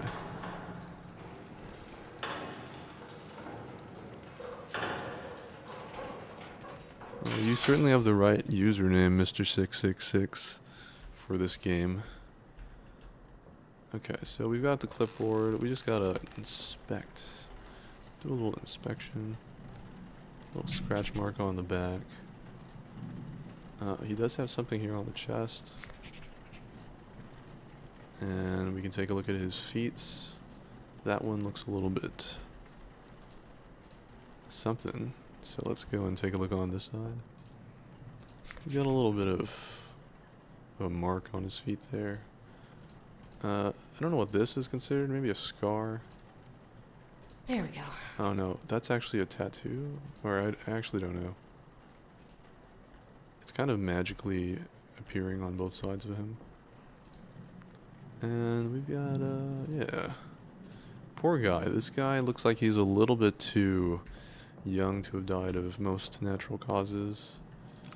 Why don't we record this? We got 4 out of 4. We got Adam Meza. He is 26. Young guy. Got a mild abrasion. And on the right arm, we got a hemangioma. It's a great game to play at 3 in the morning.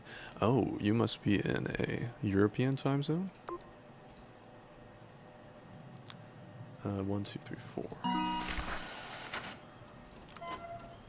I'm doing all my math backwards based on South Africa time zone now. The dichotomy of man. Okay, I got the printout now.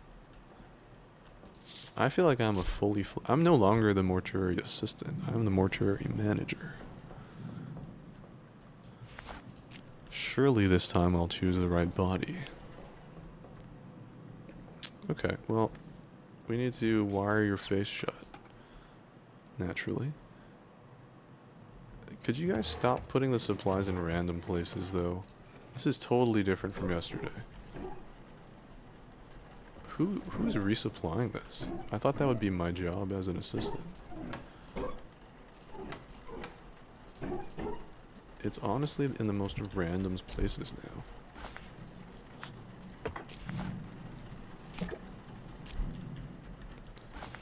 We can drop that. Even though it was literally right next to me, I still did that. Is this the same thing with glutaraldehyde? What in the fuck? Who's putting copies of it in the different places? I'm actually offended. My organizational... I was gonna use the word fetish, but that's not the right word. My organizational desires are not being met here. Why would you put this up here?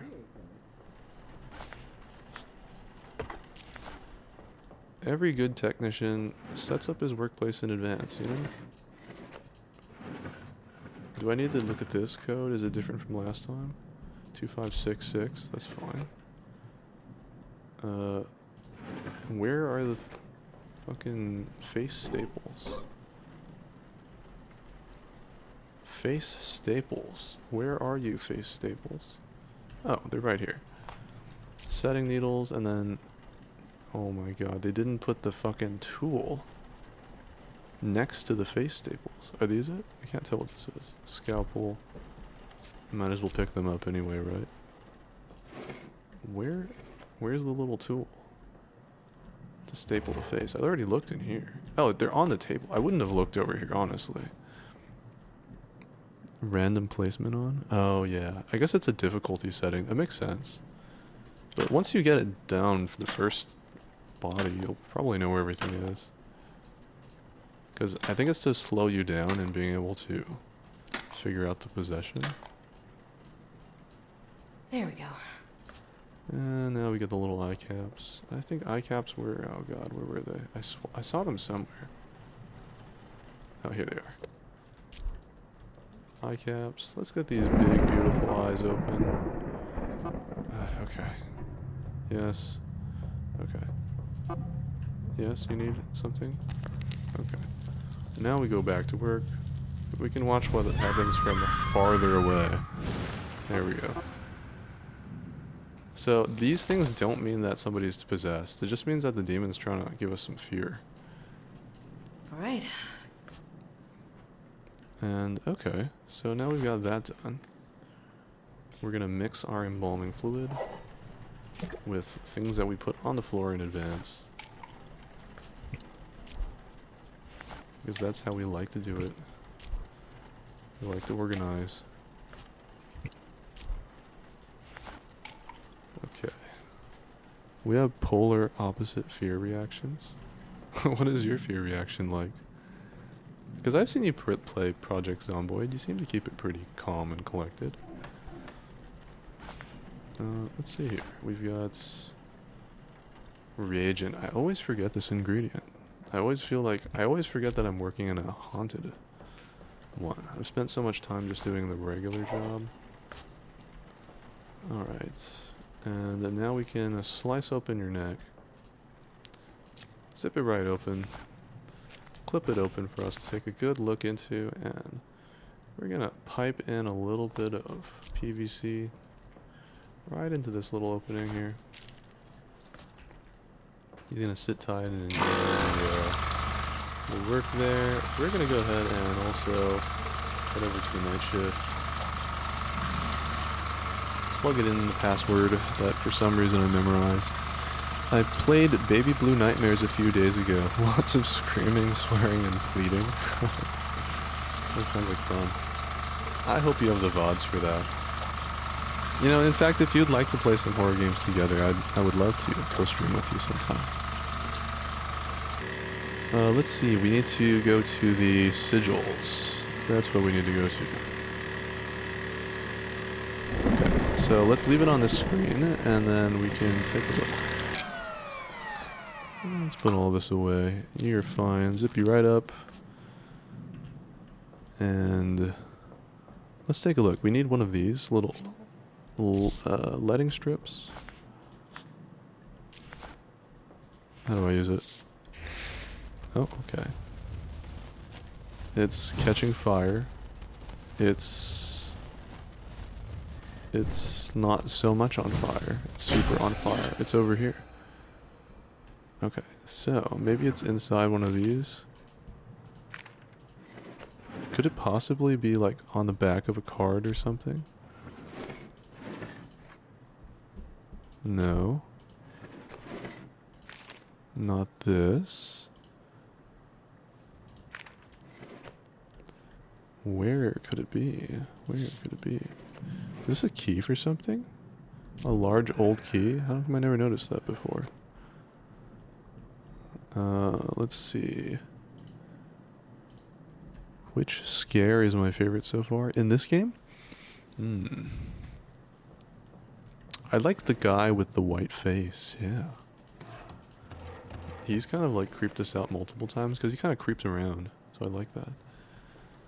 They're up for perusal and I'm keen. Yeah, let me know. I will be happy to discuss some games with you. We can play whatever you feel comfortable with. Okay, so we didn't find the demonic symbol. Is it on the ceiling? Is it on you? I'm missing something. I am missing something. Oh, here it is. It's a little... Oh, it's the sickle with the scythe. The scythe sickle. So let's go ahead. We already know which ones use scythe sickle. So this is going to be easy. We can put you right here. And then let's take a look at our symbols. You could be... Oh, it changes. Their names change. Gotcha. So we need to refamiliarize. So we have a scythe sickle. It's nothing in the House of Immolation. Yeah. So it's not a House of Immolation monster. It is Invidious, maybe? Let's take a look. We got Invidious, Invidious, Invidious. So most likely it's one of the Invidious demons. Shadat, Azal, and Mazet. These are kind of cool names. Teshek. Teshek is an option. And just Teshek. So it's probably a House of Invidious. We will see. I did one of his scares IRL to a friend at work. I almost got punched in the face. Yeah, I don't recommend doing any of these to people in person. It's just a joke, bro.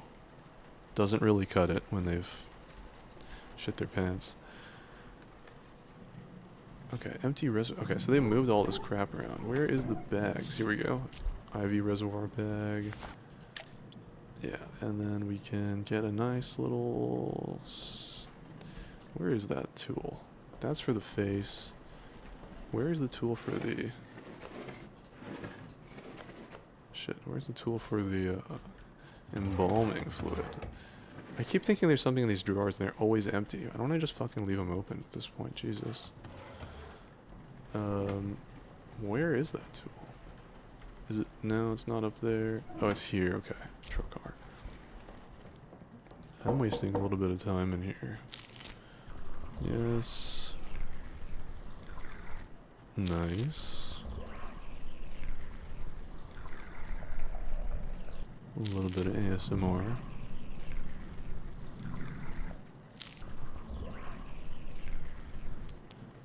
Mortuary ASMR.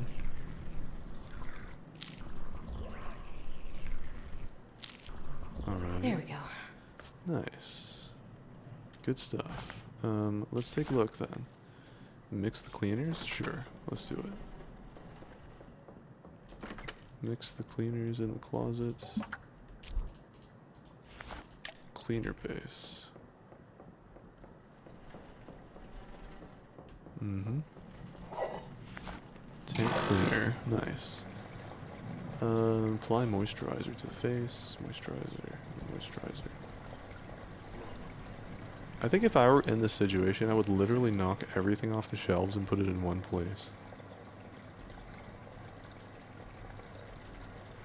Because I don't have time to be keeping my workplace clean. Where?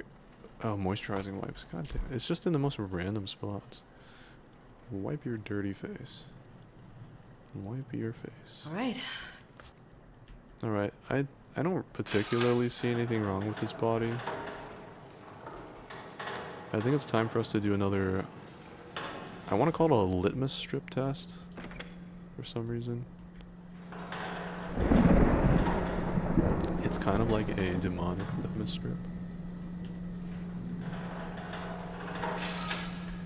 Okay, and then let's take the gurney and put it under you.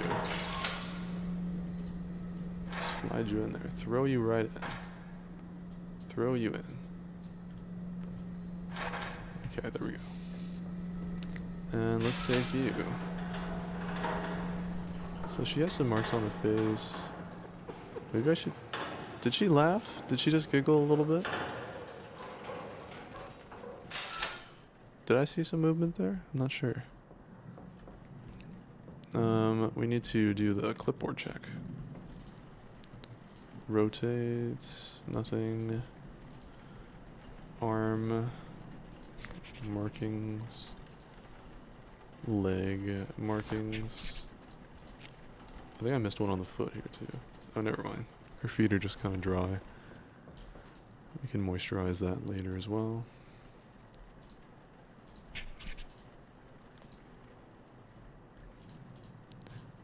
Okay. You're looking A-okay. What do we got here? 3 out of 4? You got something on your face then? Yes. There we go. Okay, good. Now we just punch this into the recording system. 69, mild abrasion. Blemishes on the right arm. Left arm. Lysis. And left leg blemishes. Okay. We've got the printout. I'm gonna grab another one of these. And I can just run around while this thing prints. Print, print, print, print. Okay, that was creepy. I'm gonna go and just take this instead. They did a really good job with that one, that character. Oh. Where could it be? Well, let's put the embalming report here first.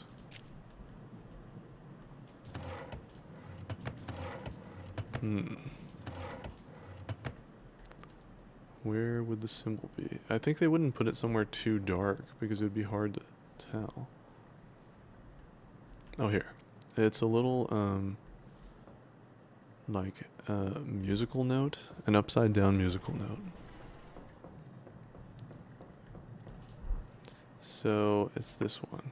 Okay, so let's put that in there. So which of the demons have both of these? They've got the House of Desolation. Only Tashak actually has it. It might be Tashak. But let's take a look at the Invidious demons as well. Okay, Masat doesn't have it. Azael does not have it. And Shadat does not have it. So we've already figured out which demon it is. It is Tashak from the House of Desolation. So let's put them in the right order here. I think this one goes on the bottom. And then, am I right about that? Let's take another look. His shack. And then there's that, like a Tory gate. This is the wrong one. It's a spider leg. Spider leg, a Tory gate, and the musical note. Yeah, okay. So this is the right name for Tishak.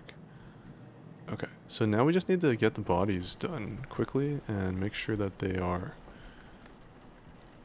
in fact, the right possessions. Wire shut. Oh god, where are these again? Here, and then one of these is on the table. And then we go zip this up really quick. One at a time. One at a time here.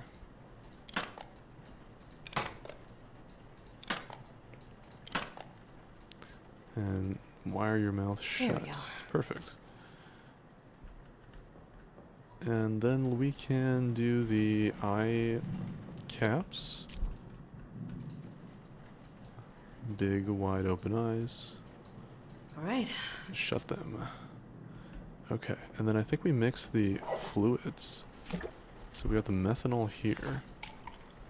We've got the fucking bleaching agent. We don't want that. Glutaraldehyde. I don't even know what the bleaching agent is actually for.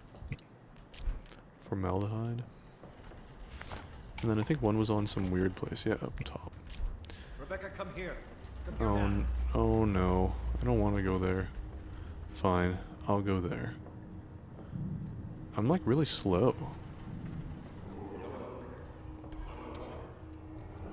Okay. You stupid bitch. Hate me all you want. He's dead because of you. Oh. You should be the one here. Lifeless.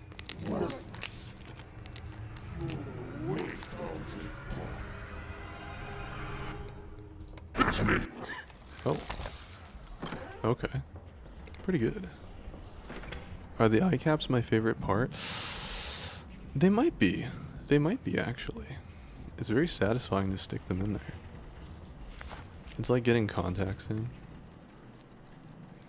Make an incision. Okay, we got this. I do like... I feel like the replayability is good. I mean, I'm getting all new events this time as well. Where is the... Oh, here it is. It's just hard to see. Scalpel. Can we just grab the piping in advance? I think we can. Because we dropped the humecticant. Wait, we didn't... Oh yeah, we didn't put it in because we got interrupted. That's right. Piping. Piping? Nice. Okay, so now we... Close this? Oh no, we always forget the last ingredient here. We need to put the reagent in.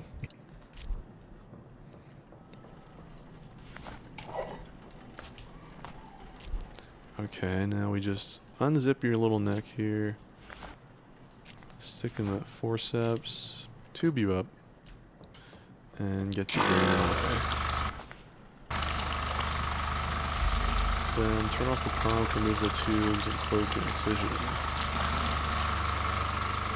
We need a IV reservoir bag. IV reservoir bag. Where is that? Here we go. IV.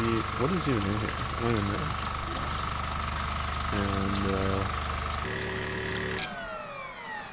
And need to fill it up with the cavity fluid, right? And then we just zip you up.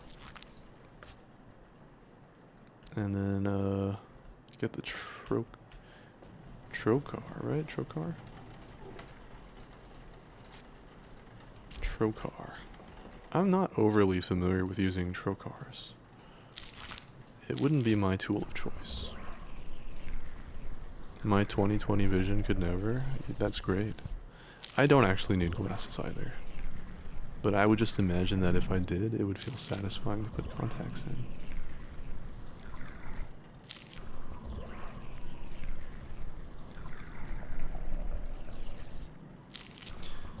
I've read all sorts of news There we about go.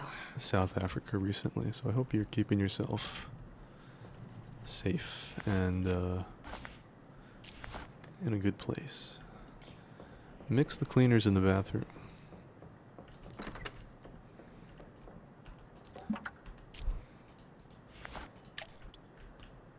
And then we can wash out the tank.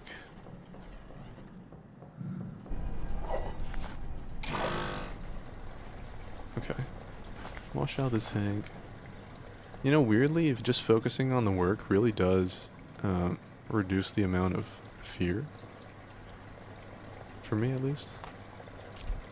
I think if I was trying to, like, hide and sneak from this kind of possession, it'd be really scary. Mix cleaners. Somebody closed a bathroom next to me. Like a door next to me or something. Alright. Okay, and then let's go check our possession level. It's getting there.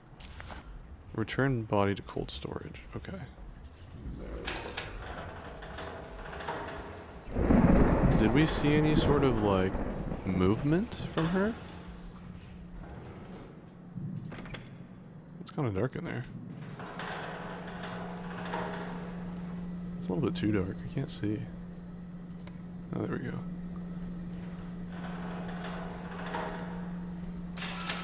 And we just slide you right in.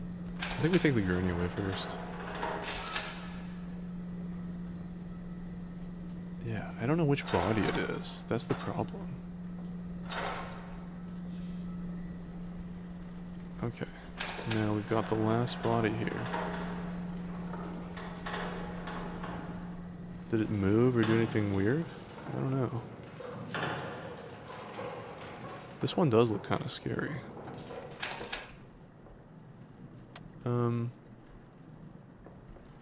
Yeah, let's do the physical inspection first. Arm, ooh, something weird with the hand. Foot, she's got the sore there. If you guys see any signs of demonic possession, please let me know. Yeah, I've heard that. I've heard that. It's not the safest, but walls and gates and privacy, yep, that's the way to do it. I am all for that.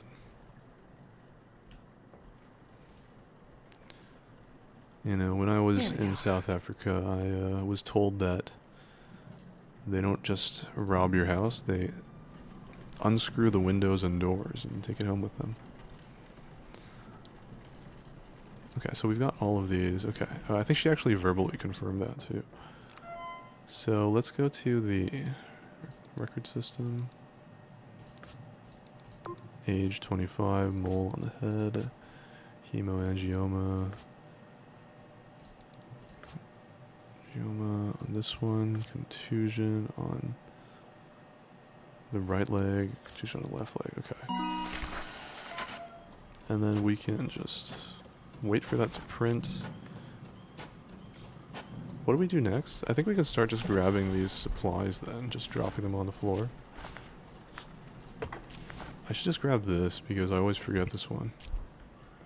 I can't hold it. Oh, it's a large item, I Anything can't else? do that. I doubt you stayed somewhere you'd need to worry. It was a long time ago. Back then, I didn't really need to worry, yeah. Oh, methanol. Yeah, I have stayed in some pretty strange places here and there. Spent a little bit of time in the Chungking Mansions, Hong Kong. Oh, the light went off. Let's see. So, I guess we start with the usual stuff. Let's wire this shut. The staples were here. Honestly, of all the places I've been to, maybe the US and Mexico felt the most unsafe to me.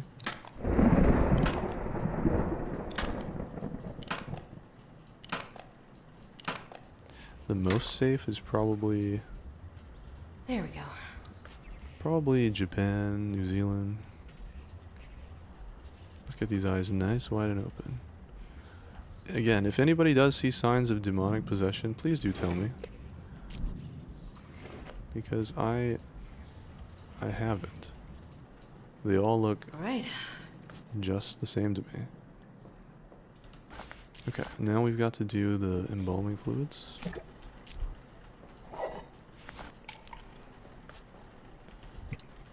Glutaraldehyde. I got something up here to put up in. I love the guy in the white face. He's actually so sneaky and like creepy.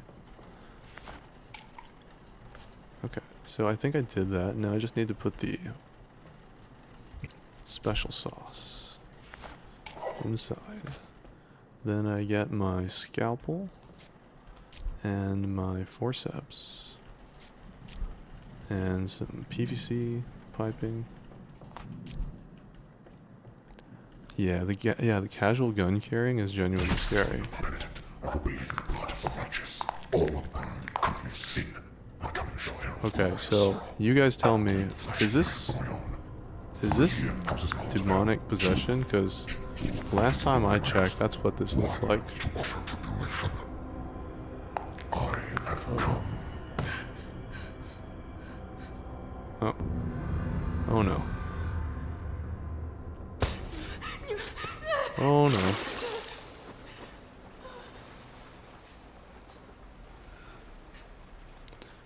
I think it's dragged me to one of the circles of hell. Maybe we can find out which one. I was mugged involving one a few years ago. Yeah, see, that's the kind of stuff that shouldn't happen. Can't imagine feeling safe around concealed carrying. Yeah, exactly. I totally agree with that. Even if you have one of your own, it doesn't make you feel any safer. Like, you always just, like, if anything, you want to de-escalate conflict. But everybody's got something in their pocket to escalate it with. So difficult for little Rebecca. Okay. Yeah. Just give Is this the body that is possessed, maybe? Is it showing us a preview?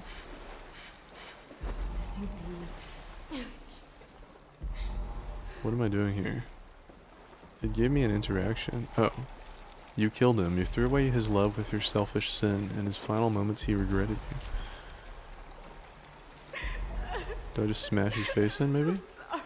What a familiar voice. Be more comforting.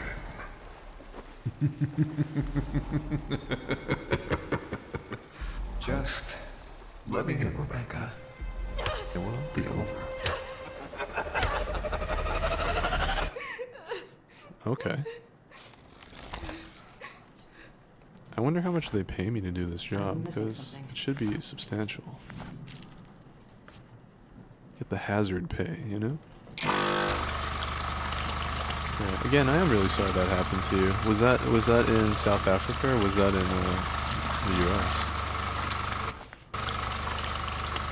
Was it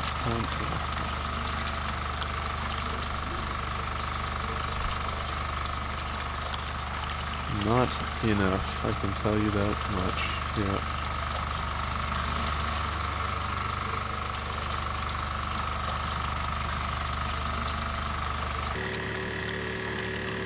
Are you talking about the demonic possession, or are you talking about what we were talking about? Oh, you've never left the country. Oh. Well, you would have a lot of fun exploring other places too, I bet. But that's cool. Born and raised in, grew up there. That's great. It's nice to have a place that you feel like is your home. Okay, so full reservoir back. Okay, so we just need to use this device. Wait, where's the little... Yeah, here. Wait, that's the needle injector. Fuck, I fucked up. I need a... I think it's here. Trocar. They don't... Oh yeah, they don't pay us enough to do this job. They can barely keep the lights on. I don't think they're paying us very well at all. I mean, he doesn't even show up to the night shift.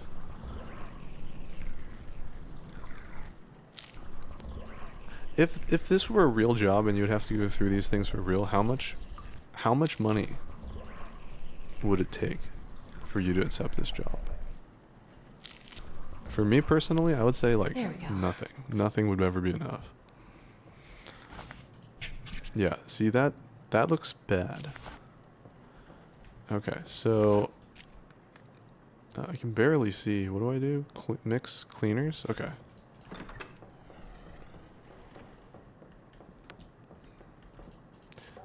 Yeah, this is one of the most unpleasant jobs I've had because of the haunting. The embalming itself is kind of fine. That's actually kind of like the nice part.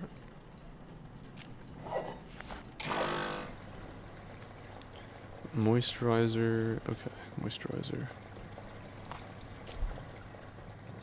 I'd travel someday if I could. I have friends at a couple spots to meet. That's nice.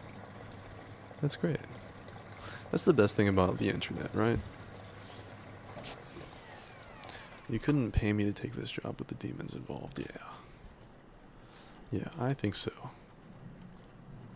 Because even if I did this job for like, I don't know, a week, I don't think I'd be able to sleep well for the rest of my life.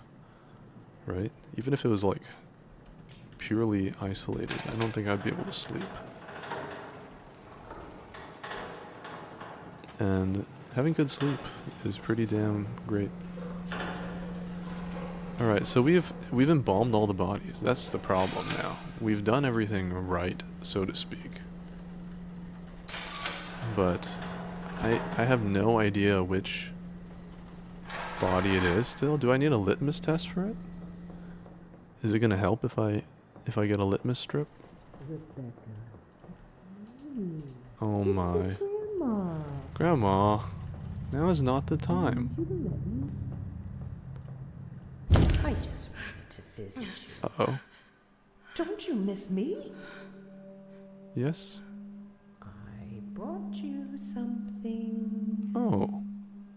I thought maybe you could slit your wrist for me. Check each one for new markings. Just a little cut. Okay. I mean, no. Definitely not. What's wrong, Rebecca? Don't be afraid of your grandma! Get away! Oh, I was just imagining it. Grandma would never. That one did go absolutely fucking feral. I totally agree. That's why I'm wondering, like, isn't that enough? Right? Or was that just like a cutscene? So, like, I'm having weird shit happen with all of them. So, you know, it's not like I can tell which one's possessed. But that sounds good to re-inspect them. What the fuck? Oh, I need to turn around this way. Come on, come on, come on. What the fuck? Okay, here we go. Yeah, I have no clue.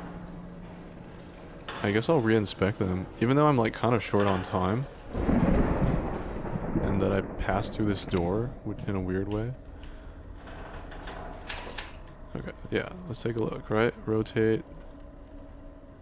Is that new? I don't think so. It won't tell me, right? Scratches on the back.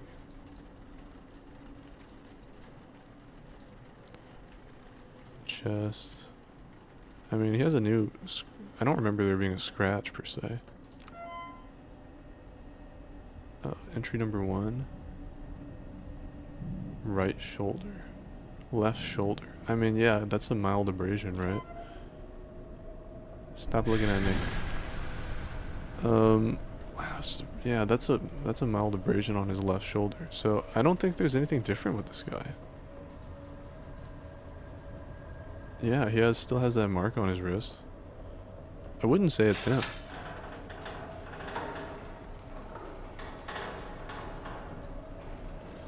I better go grab the mark just in case I'm gonna run short on time.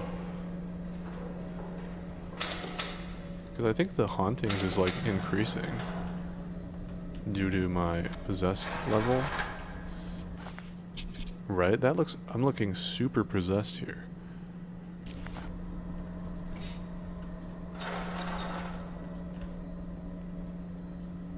Okay. Okay, well I guess I'll inspect them anyway. I wonder if it'll give me like a sign that, hey, you're getting too far gone. You better make a decision now.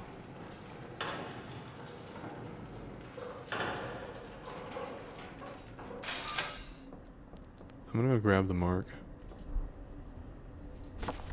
And then I'm gonna double check it. I'm pretty sure I did it right, but I should double check in case. Yeah, that's right. Okay, so let's do a quick inspection. Spine injury and wrist mark of the demon. The intense musical sting. That'll help. Yeah. Because right now it's not so much about solving the puzzle, it's just knowing what the game's asking us to do. Hey, I'm trying to work here. Where the fuck is the light? I don't see any new markings on her. The last one looked really suspicious. I mean, she did fucking jump out of her chair. I'm gonna have to, since I don't see anything on this lady, I'm gonna have to just, like, put it on the last one.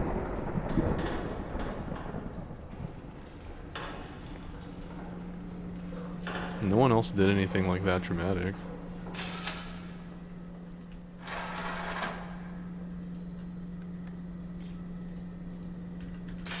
And we don't have that much time, so let's see.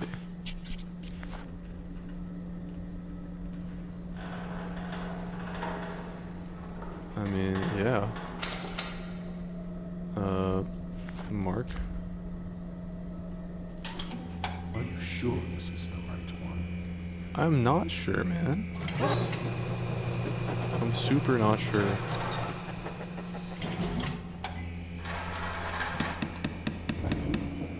I don't know.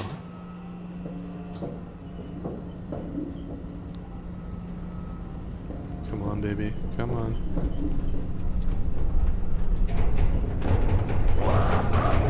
Alright, let's see, let's see. It's like a drum roll, please.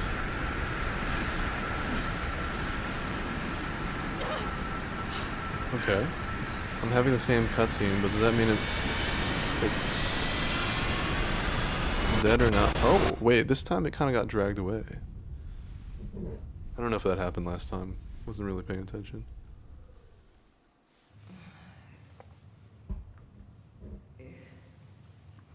There you are. Good. Okay. Is it over? It's never over.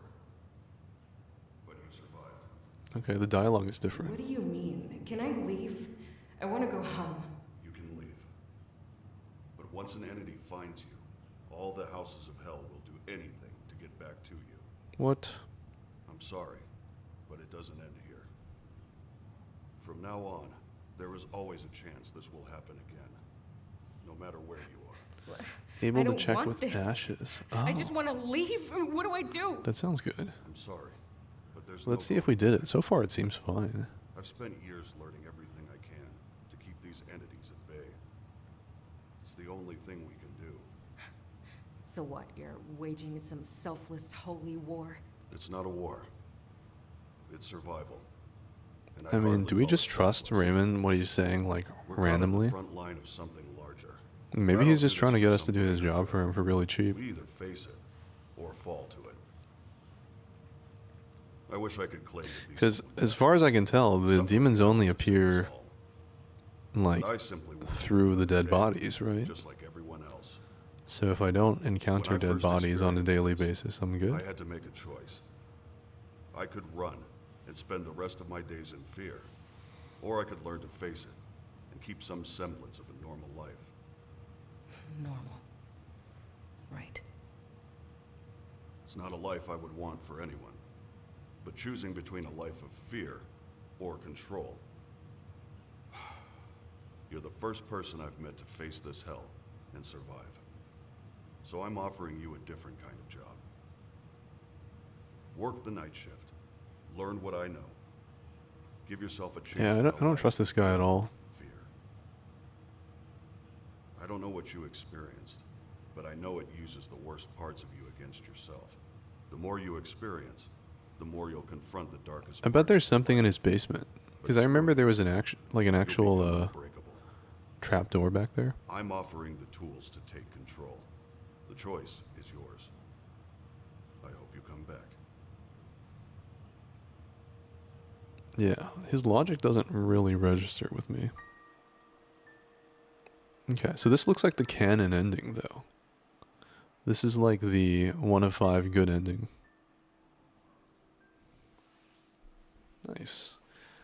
Well, that was a lot of fun. I like this game more than I thought I would. I didn't know what to expect when I loaded it up. There are 4 other endings. That's cool. I'm sure one of them has something to do with that code that we found on those, like, frozen bodies in that nether dimension, or whatever that was. So, yeah, I think I'd be down to play this again sometime and try to get some of these other endings. I'd like to see what's in his basement. I know Raymond is lying through his teeth to us. I don't trust him even an inch. I don't trust him 1 iota. So, yeah, let's see where that goes next time.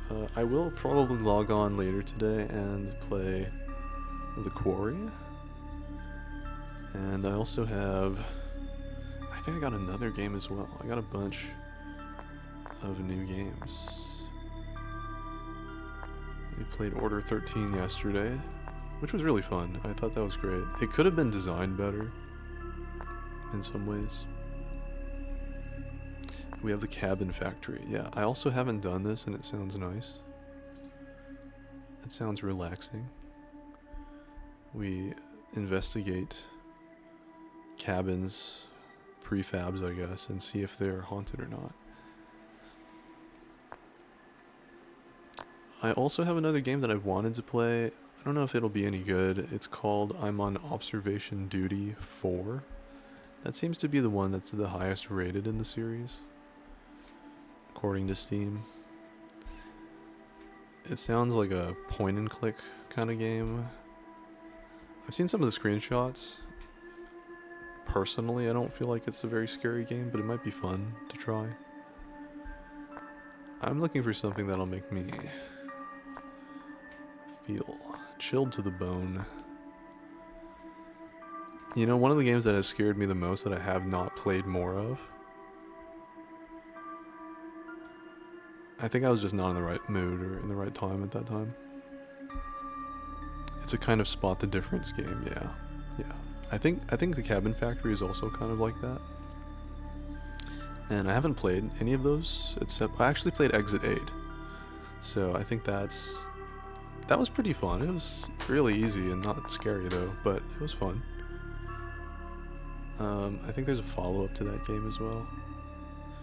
But the game that I could not beat, I just had to stop playing, and this will probably just make you laugh, was Doki Doki Literature Club. Is that what it's called? Doki Literature Club. Yeah. I got chills playing that game, and didn't beat it. So maybe this is something we go back through and play, actually. I'd love to actually face my fear. I think on stream it'll be not as creepy as playing it alone at 3 a.m. with the lights off. So that'll be fun. And another game of this vein? Oh, Fears to Fathom. That sounds great. I'll do that. I saw that on Steam. I would definitely enjoy playing that. That sounds relaxing. They're based off of real scenarios? Is that actually true? But we got Doki Doki. There was another game that came out that was like that. Me-Side, right? That also had great ratings. I think it'd be fun to play that. I've only heard about it. I haven't really watched any gameplay or anything. And then another great game that, again, had good ratings was Mouthwashing. Which, I'm just going to add all of these to my cart right now.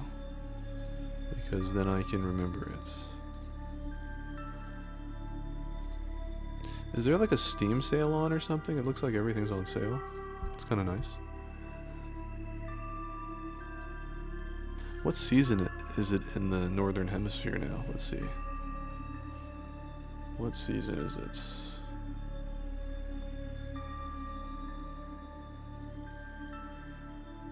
It's the spring sale. Oh, it's spring there. Gotcha. That makes sense. It's autumn for me. Yes, it's autumn for me too. I like the colder months. I like living somewhere colder. I've lived in a lot of hot places for a long time. Hi Bacon, how's it going? Good to see you back. Nice to see you. Yeah, I live in a lot of hot places, but I really prefer the cold places. I've lived in some pretty cloudy places. Those are the most depressing places. It's just always clouds, no sun. But you know, that's vampire life. You gotta do what you gotta do. Sunscreen is good. Sunscreen is a must. You end up looking a lot younger too when you use sunscreen.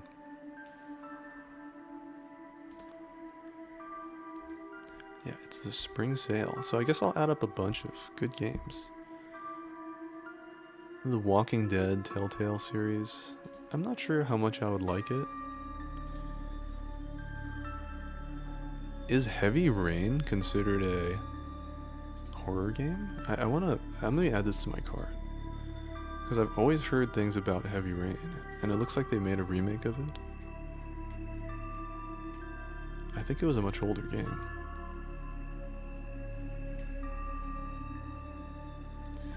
Do No Harm. That's what you were playing. It looked interesting. I like the art style for sure.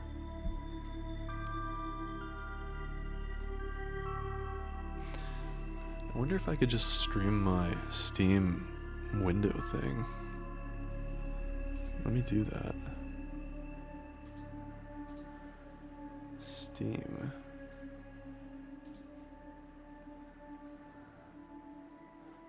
Let me see if that actually works.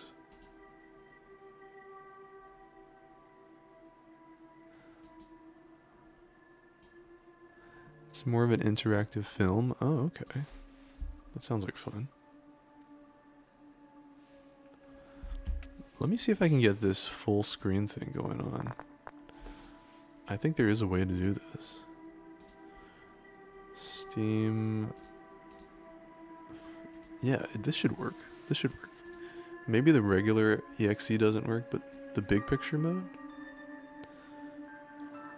Yeah, Do No Harm looks nice. It reminded me of a bunch of other games' art style.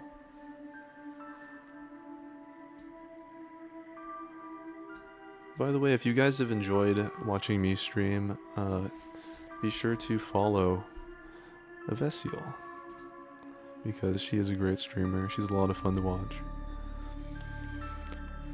You can just click on her name, but you can click on it there too.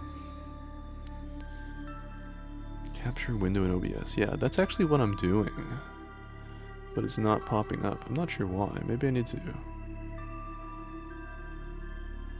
to change some sort of setting. Capture specific window. Yeah, it should work. So I'll probably troubleshoot that. If it's not, that's okay. I'll trouble it. Game capture. Yeah, I actually have set it to game capture. It picks up the game just fine. Maybe I have some sort of like setting or something. Match title. Same executable. Yeah, I would think Steam works, but maybe it doesn't want me to put my credit card numbers on the screen or something like that. I'll look into why that is.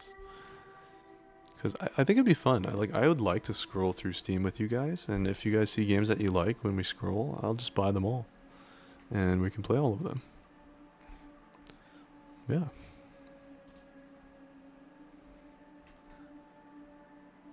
But I'll add those games to my list here.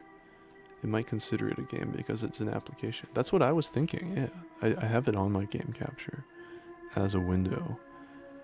So I'm not sure why. It totally should work. Maybe it's a Steam setting. Let me try and see. Power. Let me turn off the big picture mode. Let me quit the game too. Maybe that'll somehow help. It should have no impact. It should just work as it is.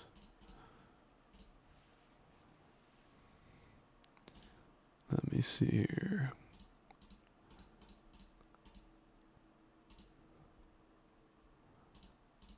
Yeah, let me try a new source then, if that's not doing it.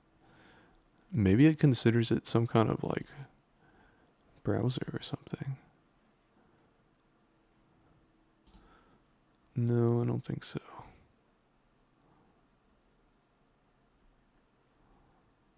Yeah, well, I'll figure that out. You have to be cautious on what's your display. Yeah, I should probably not show what's on my display. I got all sorts of stuff on my computer, lots of secrets, lots of things to hide from you guys. I'm just kidding. I really don't have that much. I could do that actually, but I think yeah, I'll log back on, see how you guys do. Get myself a lunch break. And yeah, we can play tonight. If you guys are awake, back on. Vesiel, you should message me. You should message me and see what games you want to play together. Browser. I'm not sure why that's not working. Properties. Let me delete this then.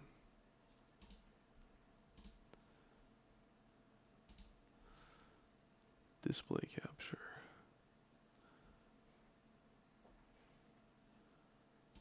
I mean, it should just work with the window capture, honestly. Oh, there we go. I think it's actually working now. Nice. I don't know why I had a hard time. I guess it doesn't consider it a game. Maybe that's why. I needed to, like, make it work better or something. Roger, Roger. Please tell me that's a Star Wars reference. I'm not really the biggest fan of Star Wars, but it's still cool. So it is a Steam spring sale. Yeah, so I've got a bunch of stuff in my cart. What do I have in my cart? I've got Heavy Rain, Mouthwashing, Me-Side. That'll be fun. I actually like roguelike deck builders. Those are good. I was thinking about this. But, yeah. Let's see what else. Something like Yasudesu. Do you speak any Japanese? Since you're from South Africa? Crime scene cleaner. This could be fun. Why don't we do this? Why don't we buy this game? Everything's on sale too. What do you know? It's even better.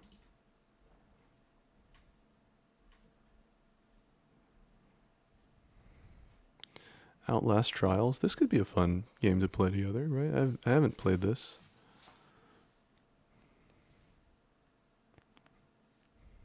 I do have adult games settings turned on my Steam, so I'll try to avoid any of those thumbnails.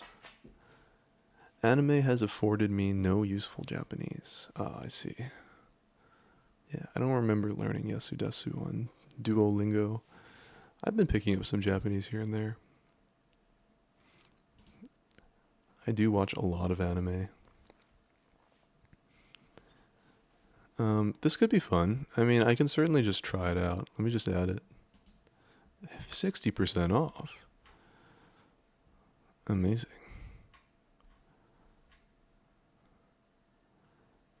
Yeah, I never actually tried the Poppy Playtime series. Or like this stuff. Maybe Repo. Like this has been popular. Hey, Mr. H, how's it going? We're just looking up some new games to play. I could try this. I mean, I've seen some other streamers play this. Outlast 1, a little bit. I played a little bit. I haven't beat the game though, so I really want to. I'm pretty sure I have it in my library. Oh no, I have it. It's so on sale. Look at that. 85%.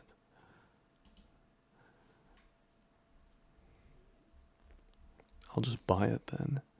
That would be a good one to play on stream, for sure. I would love to play Outlast. I just got into the Asylum, and then I was like, okay, well, that's good enough. I feel like I kind of save games to stream nowadays. When I find something that I like, I'll be like, oh, I'll save this and play it on stream instead. I know that there were some bugs with this, but it's also been improved. I loved The Last of Us. I don't know so much about the story or the characters, but I love the world. I love the gameplay. What kind of games scare you other than Doki? Like I said, I have a lot of like nightmares with physical creatures in them, and I never feel like I'm disadvantaged in that situation. I never feel like I'm the hunted one. I feel like, I don't have a sense of fear in those kind of scenarios, so I feel like over the years that's built up my tolerance to looking at scary things. That's been a lifelong thing. I don't know why. As a kid, I would always just always have nightmares. Amnesia. Oh, that's a good choice. Amnesia. Where would that be? Maybe in top sellers. Ooh, what's this? Thank you so much, Mr. H. I don't really understand how Twitch works, so I don't know what that is actually, but I appreciate you a lot. Regardless, I appreciate you just showing up. 25 bits. Awesome. Bits. I love bits. I don't know, is that some sort of it's some sort of support, and I get that you're supporting me. I appreciate that. I like having Mr. H around. Oh, it's like a tip. Nice. Hell yeah. I think you're the first person to ever give me bits. Thank you for that. Appreciate that. Hunted and No Means of Defense. Oh, okay, for Outlast. The original, though, not the sequels. The sequels are rubbish. I've watched some of the gameplay for some of the sequels. I agree with you. I agree with you about that. I actually have never beat Sons of the Forest. I don't know why I bought it, but I didn't really play it. Uncle Lou is cool and friends to gobs. Yeah, 100%. I love elf VTubers audience.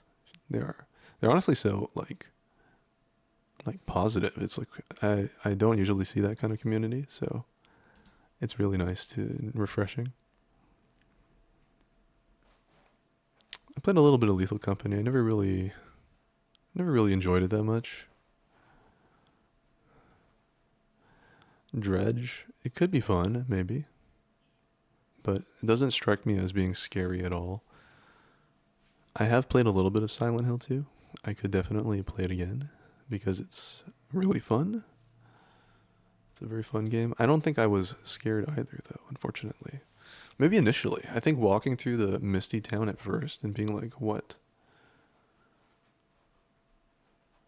Oh, wait, the bunny killing? You legitimately cried, oh no. You know what? You seem like the kind of person that would have a pet bunny. I don't know why. But when you mention that and when I look at your avatar, I feel like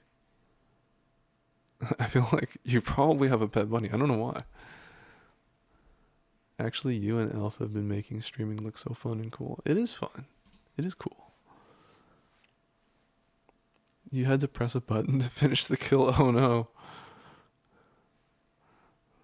That's the worst.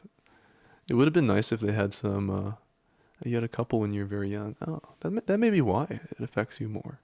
Especially like, I mean like, some people don't have bunnies as pets. So killing them is like, oh, okay, it's a small game animal that you eat. But it's basically a cutscene of like you like strangling a puppy, right? Like I think anyone would talk about that scene in a game as being traumatizing. It's basically the same thing.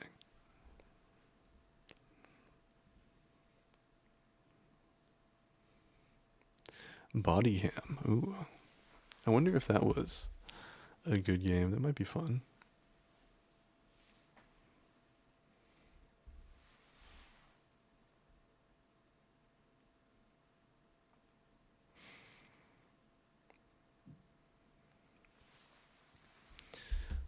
Okay, else do we have here? Takes Two. Why is this a horror game? Why is this in my horror category? Is this a horror game? And maybe it's like for people that are afraid of having kids. It's like you have a kid and you need to work out your relationship issues. Fucking terrifying. I don't know about that though. I was so happy every time I passed my traps and they were empty. That's great. I would just fish. I would just fish. Fish look like they're eager and happy to be sent to the afterlife. It must be terrifying to be a fish, okay? Because you know we're land mammals, right? And relationship issues don't scare me like that. The horror is keeping your teammate coordinated. Oh yeah, that's totally true. I would love to. Did you ever beat Sons of the Forest? I'd love to play that sometime too.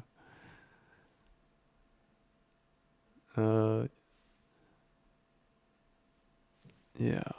Yeah, I don't know what I was saying earlier, but that's okay. Content warning. I did download this. Seems like a good time maybe. Digging a hole. It says horror here. I was actually wondering why this is a horror game. I think I should buy it.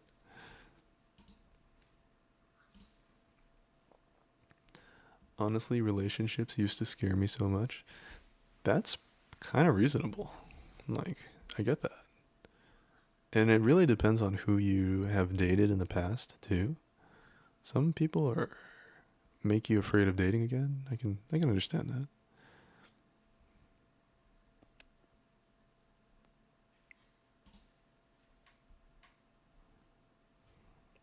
I've experienced things like that for sure. I always worry if I'm like good enough or if I'm doing things right and stuff. Okay, so Mr. H, if you're worrying about that kind of stuff, that means you're probably a good relationship partner because that means you care. So you're probably actually a good partner. The problem is when people don't think about that. They're thinking about, okay, how do I get the other person to change to be more compatible with my way of doing things or thinking? Everyone has to learn something for the first time. Yeah, that's true. I do think the more time you spend in relationships, the better at them you become. All right, this is good. I like this. I'm all in my library already. Nice. Yeah, Resident Evil 7, Village.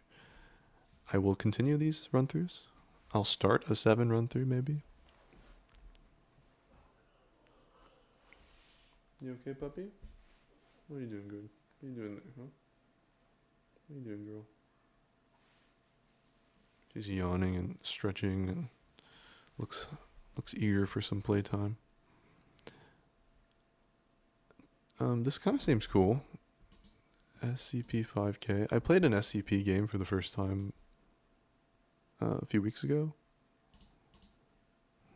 That looks nice. I mean, that looks scary.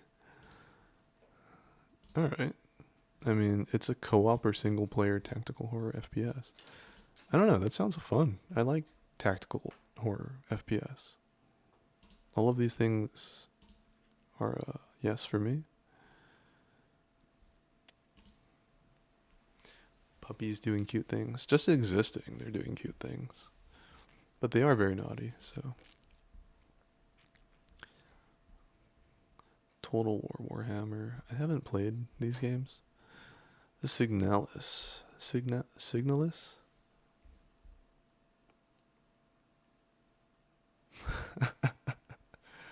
I saw Goblin and now I keep reading your message in the I'm just a little goblin. I only have 3 HP voice. Is that a meme? I want to look this up. Is this like a meme thing? That sounds so funny. I'm just a little goblin. Oh. Wait, what is this?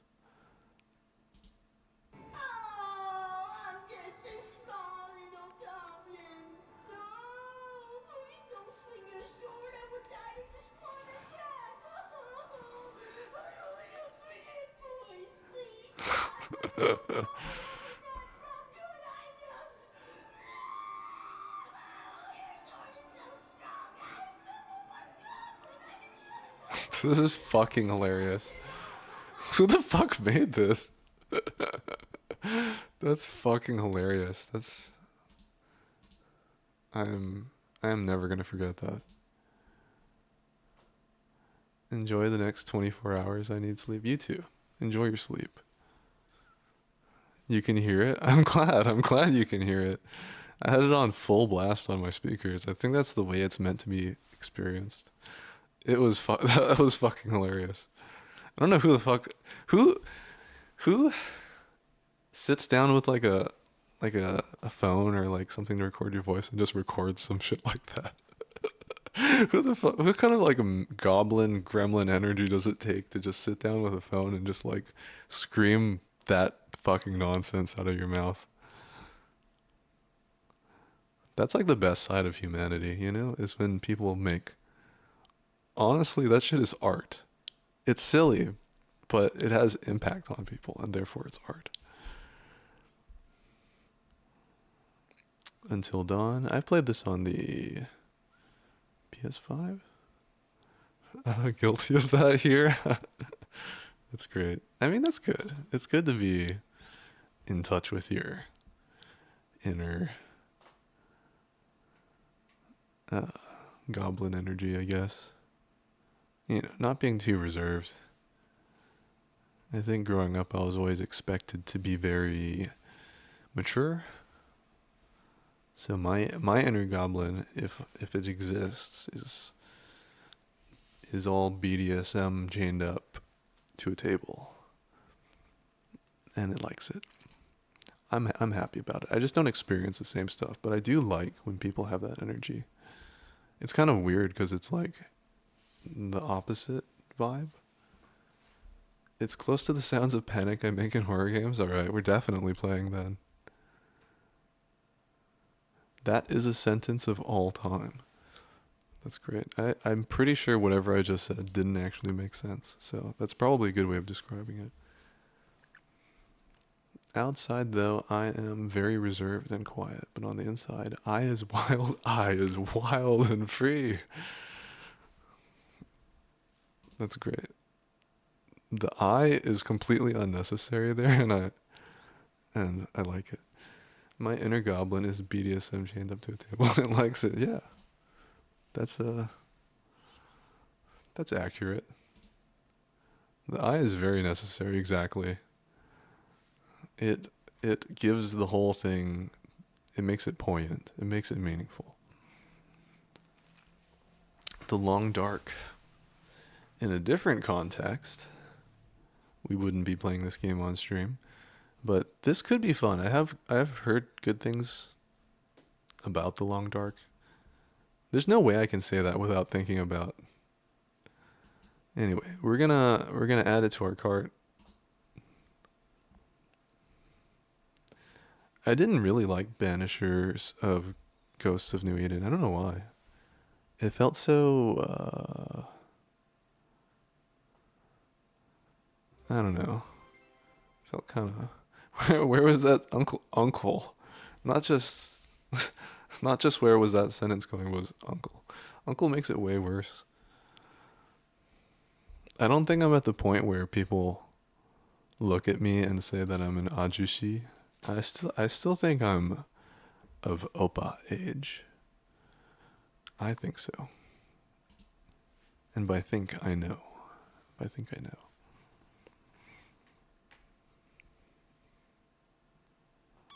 I have been told that my English is somewhat archaic, though. None of these really strike me as interesting. This kind of reminds me, is this the same maker of Slay the Princess? Right? Yeah, it is. It has the same art style. Maybe it's good then.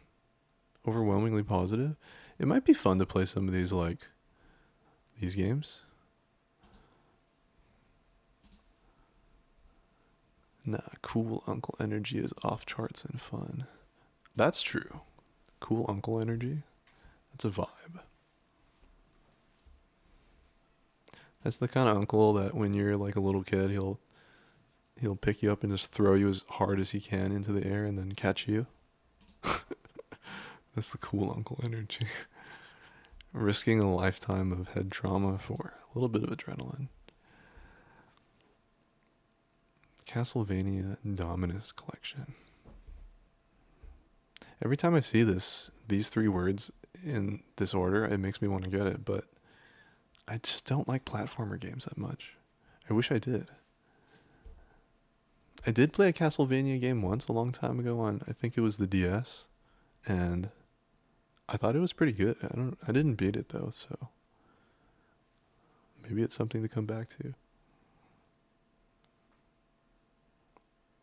You enunciate unrushed sentences and pauses for thought. Yeah, I think that confuses people.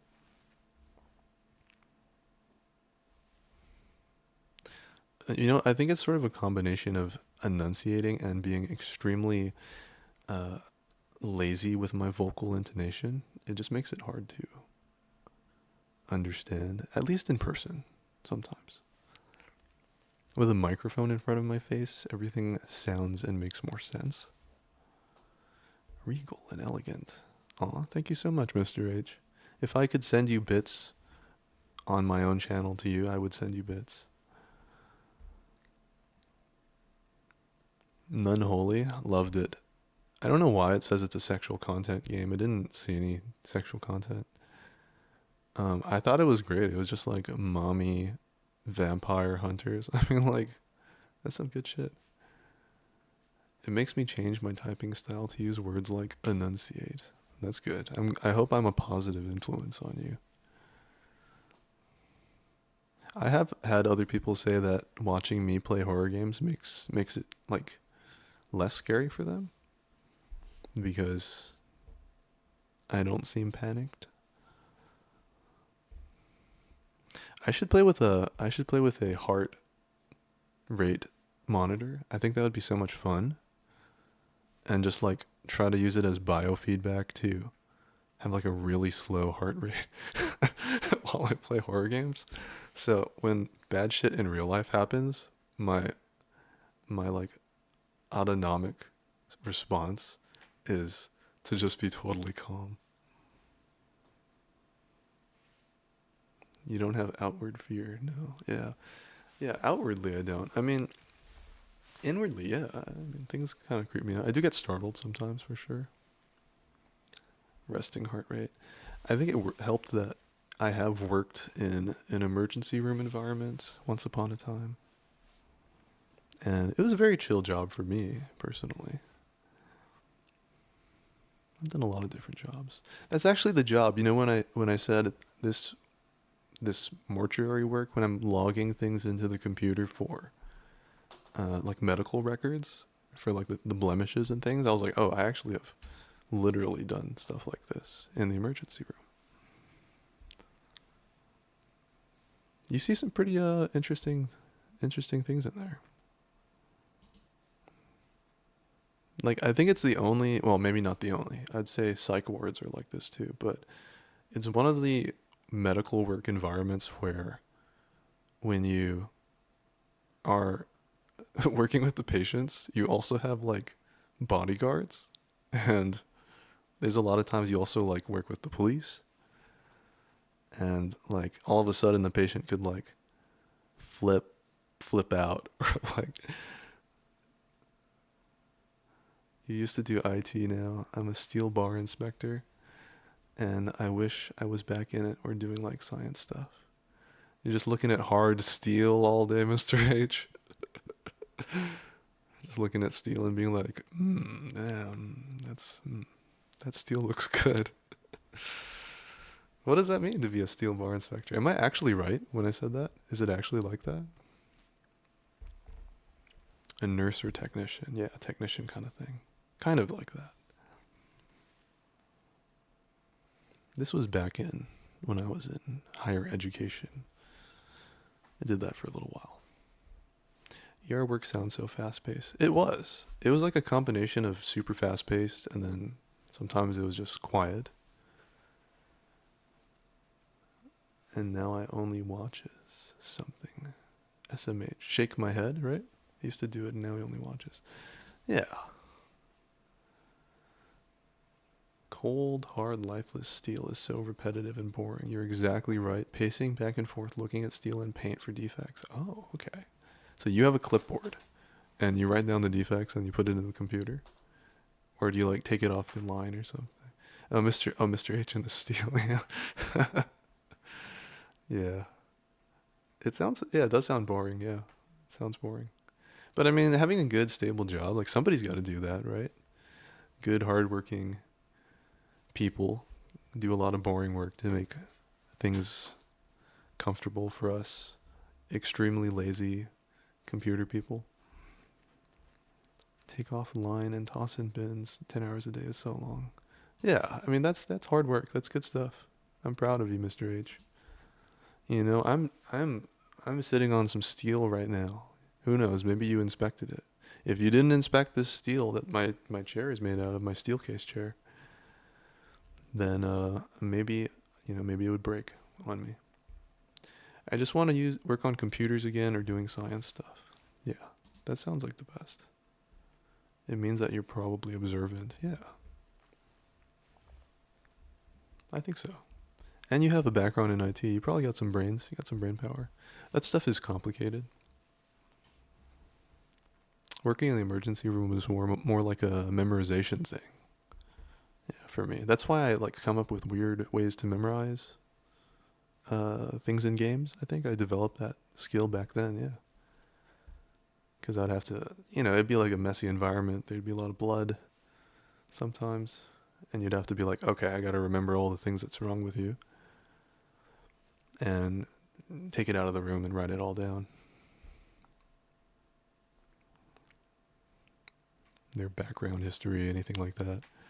Yeah, there is some stuff you would... I've got some stories. I'd say there's some stuff you guys would be surprised to see. I always remember one late night shift. There was a bunch of nurses.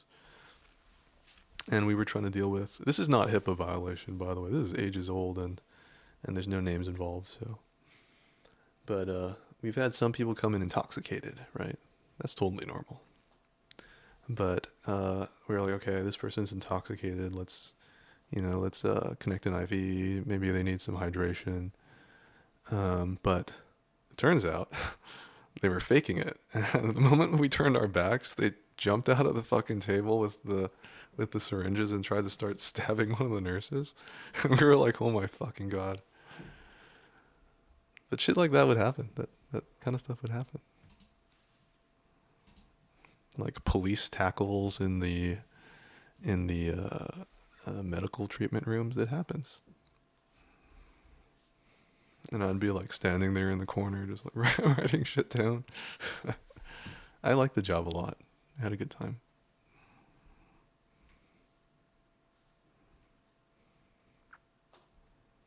It had some weird hours though.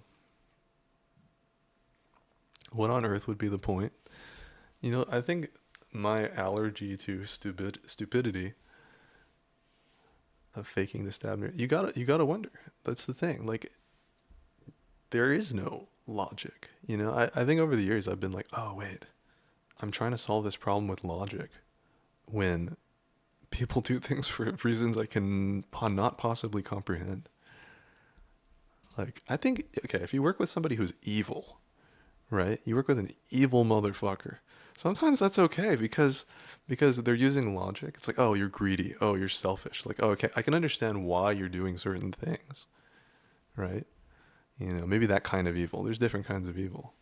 It's like, okay, I can deal with you. I know it, and you're doing things that make sense. But a lot of people do things that don't make sense, or hurt themselves, or hurt other people, or just destroy things, and that's always like very confusing to me. Yeah, that's a good way of putting it. Lawful evil versus chaotic evil. 100%. 100%. That's the analogy.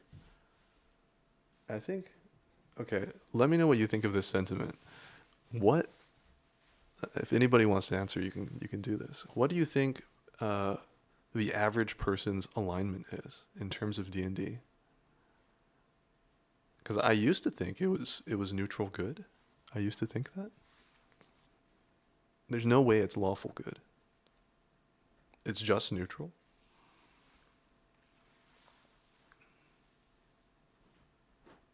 I honestly think it's neutral evil. I think and it could honestly be even lawful evil. It could be. Statistically, it's straight neutral. Statistically, maybe you're right. Maybe you're right. I'll have to do some more research. I've just found that in the as far as animals go, like we're always incentivized to do something intrinsically selfish, right? So it's like, oh, whatever benefits me the most is the thing I am compelled to do typically. And then people have different like benchmarks for what that is, right? Because like if you're somebody who doesn't, want financial gain or want, to control other people or any of that, then you're what makes you feel good is helping other people. Oh, that's what makes me feel good. You could try doing an alignment test. They make them find your D&D character's alignment, but I took it as myself. Okay, let's do that. Let's do it right now. D&D alignment test. I've never done this. I have no idea. I don't think I would have a evil alignment myself. I don't know. Sometimes I felt like I would be, but I've never enjoyed hurting people or, I've never enjoyed that. I feel so happy when I can support people, see them do well. That's just my natural. I have to go against my nature to function in society. Okay, so do you have a link? Do you have a recommended link for this? Animals are lawful neutral. Animals are lawful neutral. That makes sense. So maybe that's what people are. Maybe that's the average, is lawful neutral. Because I think the world wouldn't work if people weren't some kind of lawful alignment on average. The background kind of looks like paper. Yeah. Is it called Easy Damus? I just Googled it, and then it kind of looks like paper.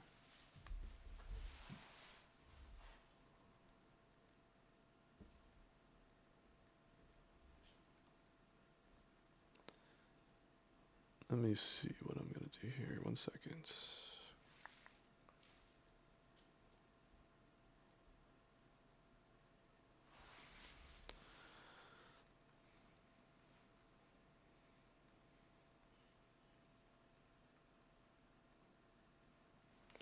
Okay, let me see. Has RP questions? Yeah, let me know what you find. I'm going to wait until you have that, and then maybe I can do it. It is called Easy Damus. Okay, let's do it. I'm just gonna power through it. Maybe I should show my browser. Let me do that. 1 second. Let me open up a new tab or something. I'll use it in incognito because I do have some of my old work stuff on my browser.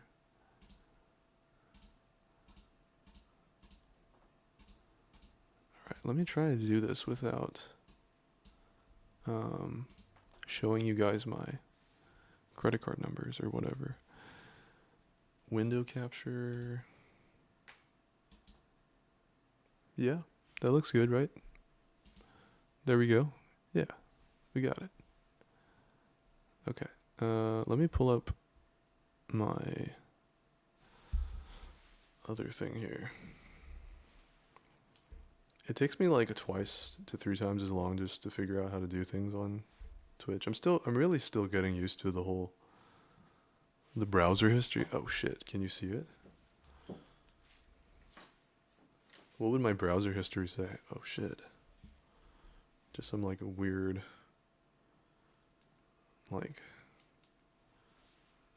I don't know, some kind of weird hentai or something like that.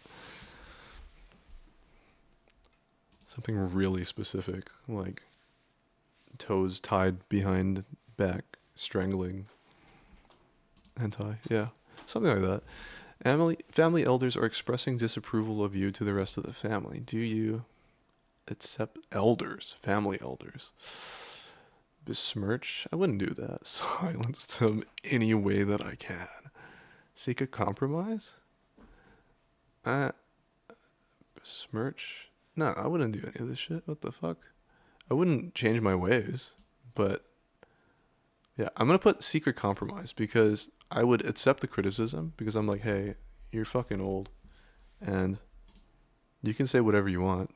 I'm not gonna judge you for that. That's totally fine, but it doesn't necessarily mean I'm gonna change what I'm doing. Right? Would you give up a promising career to aid the family in a time of need? Yeah, hell yeah. I don't give a shit. You can always get another job. Would you betray a family member to advance? No, fuck no. Do you respect the leaders of your family? What does that mean? Who are the leaders of my family? I guess they're often out of touch with my life. Yeah, yeah. I don't disrespect them. Let me load this up. I need to make sure my tech is working. Sorry about that.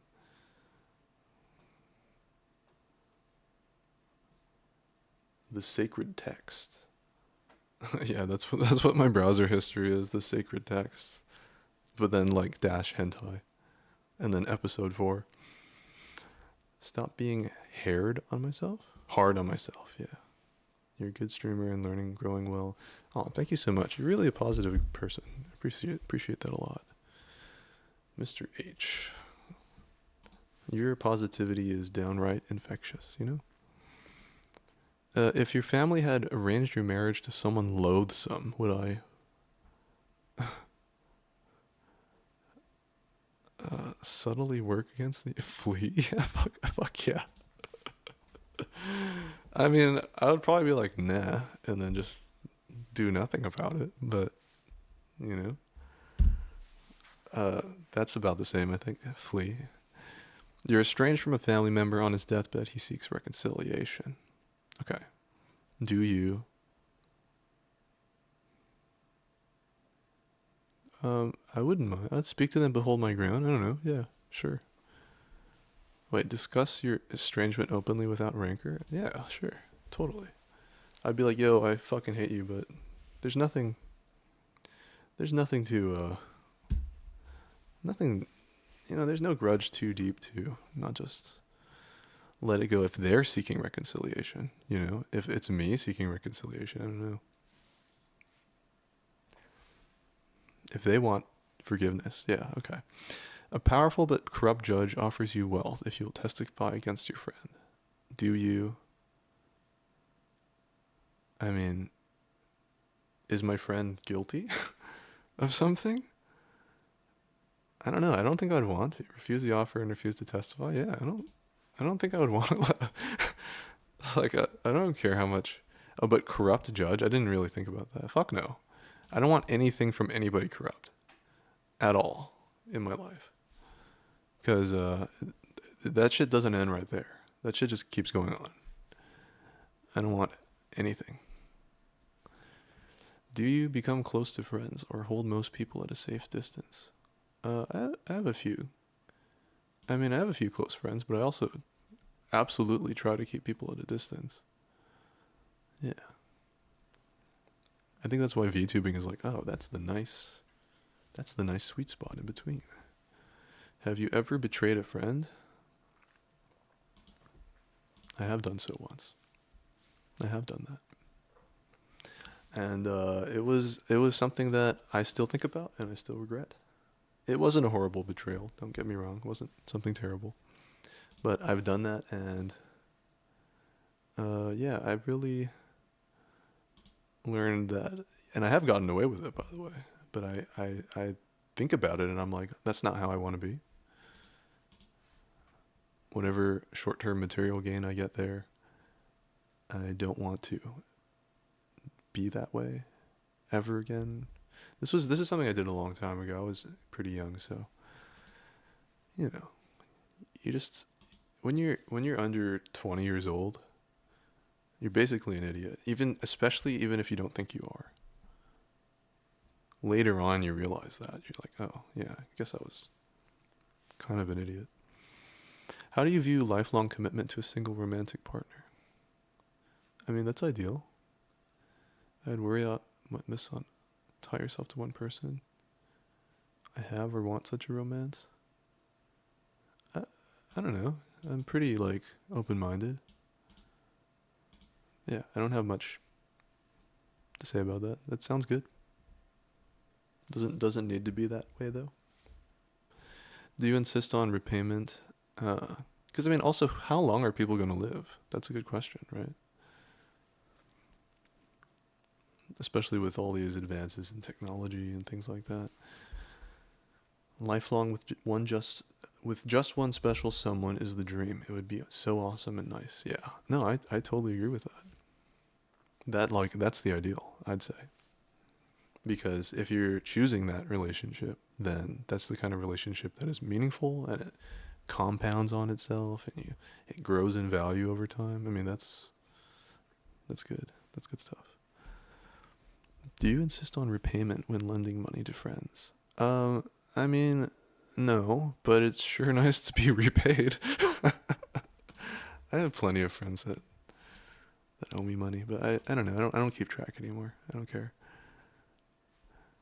You know, the point is not to get paid back. If you're willing to loan somebody money, it means that you're just trying to support them. So if you're loaning somebody in expectation of getting the money back, like, you're taking a risk, it becomes an investment. But if you give someone money because they need it or want it, or you feel like you want to give it to them, then that's the way to do it. Because it doesn't matter if they pay you back. And if they do pay you back, then it's like, oh, I'm glad you're doing well for yourself. And I'm glad that you thought about me in such a way with respect to pay me back. It's actually a really good way to figure out if those are your real friends. Yeah. Because your real friends will want and actively tell you about wanting to pay you back. If it's a loan, again, it doesn't, if they just need support, it's totally different. Yeah, I would refuse the repayment. Are you still in touch with childhood friends? Yeah. Sometimes. Do you donate time and money to improve the local community? In some ways, I do, certainly. They're definitely not my top priority, though. No. The good question is, what is my local community? Like, that's, what do I view as my local community is a bigger question. But I'd say, like, I wouldn't say I donate as much as I can. I wouldn't say it's a waste of time and money, and I wouldn't say that. Yeah, I'm going to just put this because none of these are suitable for the real answer I would have. I'm happy to donate things, and I do, but not as much as I can. I would definitely reserve a lot of that for my own stability and my ability to help people. Because the more you compound, the more you can help other people. So, your community is threatened with invasion. Do you defend it to your last breath? Defend the area with the rest of your community? Flee as things look grim? Cut a deal with the enemy to act as a spy? That sounds like the worst one. Not just because it's like traitorous or illegal or whatever, but like it just sounds like you've set your life up for something stressful. I would flee. Yeah, I would flee. Because I'm not particularly tied to any one place anyway, so. If you were injured and required immediate assistance, would members of your hometown agree to help? I mean, yeah, probably. Injured and required, yeah, I'm sure they would, actually. I don't know if I would do the same. I mean, like, yeah, it's hard for me to answer some of these questions because I don't really feel like I have a hometown. Do you respect the laws and authorities of the community? When it suits me. I do. I don't know all of the laws, so, there's a lot of laws out there. I generally do. They're generally the best way to govern. I'm not sure about that, and not without question. Do members of your hometown shun, avoid, or mock you? I don't know. Maybe some do. I certainly don't always fit in. Would you stand for office or seek to represent the interests of the community in some public manner? Uh, God. What led you to travel so much that you didn't make roots? Education. Yeah, education. And then outside of higher education, I kept on moving around because I was like, I feel like I'm learning a lot by having a lot of different experiences instead of just doing one thing. And that's worked really well for my life. If you ever look up the hiring patterns of some of the bigger companies too, big corporates, it makes a lot of sense when you read stuff like this that they look to hire smart generalists. That's like the criteria for executives. So being really good at one particular thing helps you be in a certain kind of role inside of the machine that runs businesses and stuff. But when you can kind of do a lot of everything, or you're kind of good at solving problems, you can tell. But when people play video games too, like the way people play video games is how they would approach problem solving. So yeah, I felt like that was better for me to just solve a lot of different problems. Even just like, oh, okay, I don't speak the language here, or oh, okay, I'm, having to learn the culture, learn where to get food, learn what's the best places in a new place, good places to have fun or to stay in or not to go. You have to learn a lot when you move around a lot. You solve a lot of practical problems. I think that's why there's that whole like idea that notion that people who travel a lot become people with more wisdom in some ways. There's that notion. I don't think that's true, by the way. I think it's still up to the person, but that's the idea, and I think that can be the case. Would you like to stand for office? No, definitely not. Absolutely not. I don't. Your country is racked with famine. Would you share what food you had with others? Eat as little as possible as yourself and share the rest. Steal what food you needed to survive? Steal as much food as possible. Okay, that's some chaotic evil shit right here. I mean, share what food I have with others? I guess. What would I do?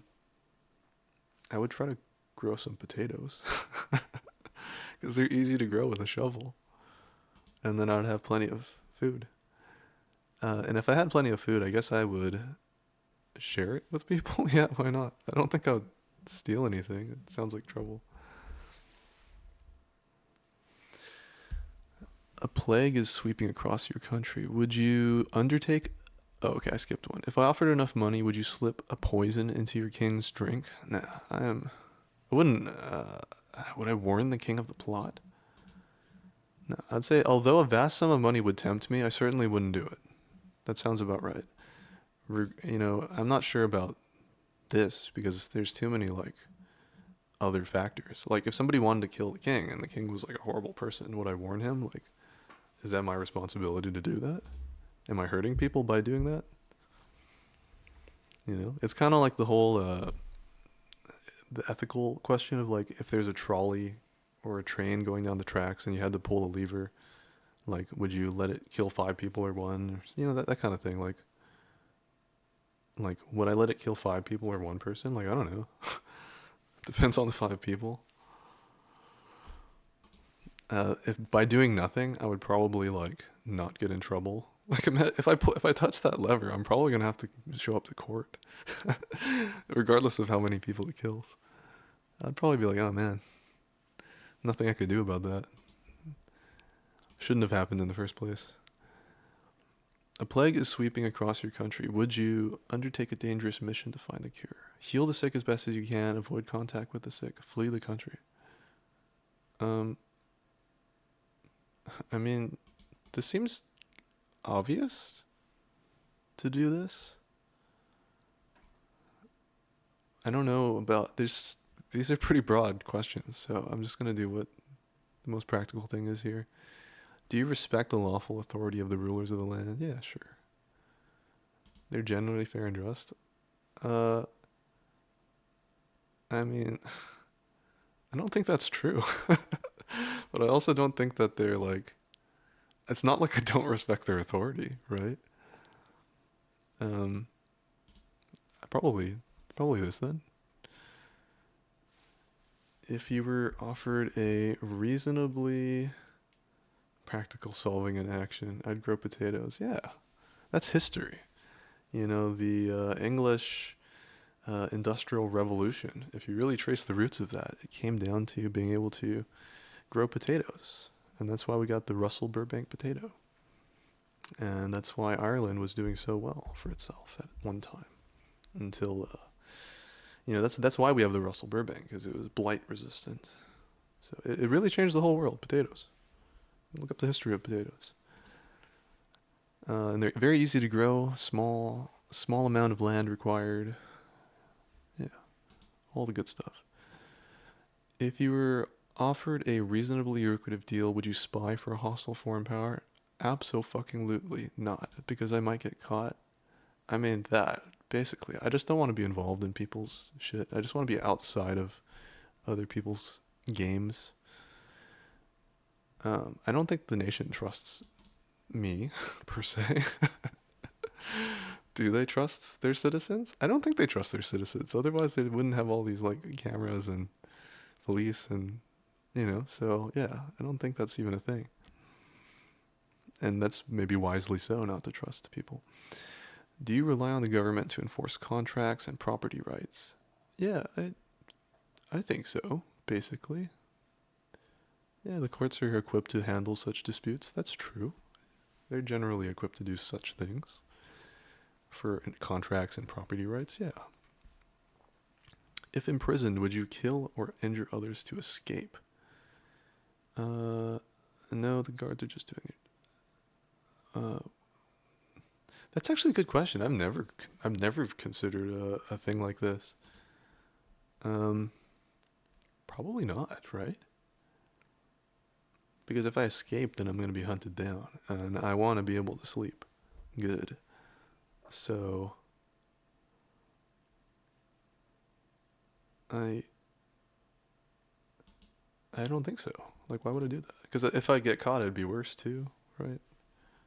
If they hunt me down, I mean, like, yeah, it's like, let's say I'm in prison for, like, I don't know, being a pervert or something, or something minor. I don't know. Not that that's minor, you know. There's degrees of that sort of thing. I don't know. If I was imprisoned for something like, I don't know, driving my car into a 7-Eleven accidentally, whatever. Killing people to escape sounds like I'm racking up charges. Do you accept a noble's right to badly treat serfs who work on his land? Yeah, no one has the right to treat another badly, period. Yeah. I mean, it's certainly not a right. People do it anyway. It's just the way it is. Fighting that kind of injustice is a losing battle. Don't want to always be swimming upstream. You have accidentally committed a crime, do you? Turn yourself in. Hide your involvement. Pin the crime on another. Geez, I don't know. Accidentally committed a crime? I think that's probably the best thing to do is actually just, like, deal with it. Again, 5 years later, can I sleep good? Even if I got away with it and I had to lie and stuff, I don't think I'd be able to sleep well. So turn myself in, make restitution, be like, hey, you know, and I do think the courts reward you for that kind of behavior in most Western jurisdictions, at least. They say, hey, like, I'm glad that you're making it easier to, you know, that's their job, is to solve these crimes. And I think if you've accidentally done it, it really is a game changer. If you try to hide it, it makes it much worse. If guilty, would you confess to a crime? Yes, because it might get me a lighter sentence. Yeah.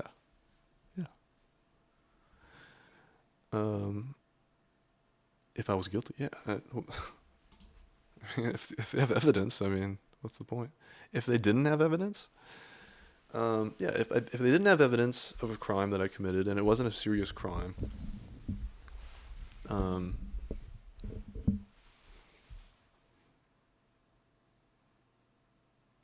I wouldn't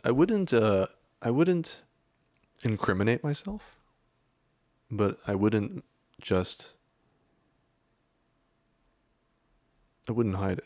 I wouldn't incriminate myself. I could say nothing, and if they don't have the evidence to prove it, then that's their problem. That's their job to find the evidence. And if they have evidence and I'm guilty, then yeah, I will just admit it. And I think that's most people's right to do that. Obviously, I don't want to put myself in that situation, but you know, like if you have a parking ticket or something, like, are you just going to be like, oh yeah? I mean, actually, it's kind of weird. I've been pulled over for driving, multiple times through my life. Not just once, not twice, maybe like 5, 6 times over the years. And I have literally never even got a ticket. I still don't understand why, because I do speed through things sometimes accidentally. But I've never gotten a ticket. I've always just spoke politely to the officers. I've always said, hey, I appreciate the work that you guys are doing. I'm happy to cooperate. I appreciate that you're trying to keep me safe. And I've never gotten a ticket. So I think doing the opposite, a lot of people try to like hide or fight with the officers. Just do the opposite, make their job easier, and they don't even give you tickets. That's my experience. It's not going to apply to everybody. That's not going to apply to everybody. It depends on what you look like too, unfortunately. It depends on where you've been pulled over. It depends on who pulls you over. It's my experience. It's not advice, and it's not something I would say applies to everybody. So, would you express a revolutionary political opinion if threatened with punishment? No.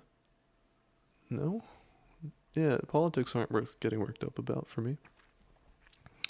While traveling, you witness assault. You're ordered to testify, which will delay your travel significantly. Oh, that's kind of annoying. I would really I would do this. I would remain reluctantly and testify and leave. Because I'm ordered to testify, right? I'd be like, fuck. I mean, I just slip out of town. I mean, that sounds like it's going to make it harder and worse for me. I just deal with it. That's like most things in life. If you just you're like, oh fuck, I fucked up. And you just deal with it. It's so much easier. People are always so confused when they're like angry at me for something. Like I'm late for an appointment or something, or do something like, I don't know. People have the weirdest things they get frustrated with. But I'm just like, I am sorry, and yes, it's my fault. Because it is. And they're just like, oh, I guess I don't need to be angry at you anymore. What's the best use of wealth? To provide for the needs of your friends and family. That's the first thing that comes to my mind. I don't care about this stuff. When confronted by beggars, do you give generously, give moderately, give only what you wouldn't miss anyway? I would love to say that I would give them things, but it's just not safe. It's not safe to interact with people in general. It doesn't matter if they're beggars or not. If they're trying to confront me, then it's not my obligation to do anything about them. Like, that's not solving the problem of having beggars on the streets. That doesn't solve anything. I'm just feeding their economy. So if somebody really cared about solving this problem, there would be a different approach. There are some countries where you're not seeing a lot of this on the street. And it's because their systems are different for their support for those kinds of people. But for safety, yeah. No, I've literally been shopping in, I was sort of shopping in a downtown area in the United States. I was just, doing something casual, grocery shopping or something like that. And I see this guy fucking sprinting for his life, away, into a parking lot or something, sprinting for his life, just shouting behind him, just leave me the fuck alone, leave me the fuck alone. And a second later, this other guy is just chasing him, just disheveled, just sprinting after him. Probably they don't have any prior relationship. That's the vibe that I got there. I think it was just somebody snapped for absolutely no reason. the other guy looked like he was just trying to go home. He looked like he was just going home with his shopping bag. Probably didn't start any altercation. So like any sort of interaction, yeah, I've seen people just like randomly attacking trees, you know, and you know, I don't know. I don't know what to. I'm not judging, but when confronted by beggars, do I try to de-escalate? Yeah, I try to just de-escalate. Sometimes you pull your wallet out and they'll rob you. You know, you just don't know. It's not about the money. It's about opening yourself up to assault, opening yourself up to problems. By using magic, you could fool village merchants into thinking your copper pieces were made of gold. Do you? That's kind of a hilarious question. I don't think so. I mean, what's the point? By using magic. I don't think that's what I would use the magic for.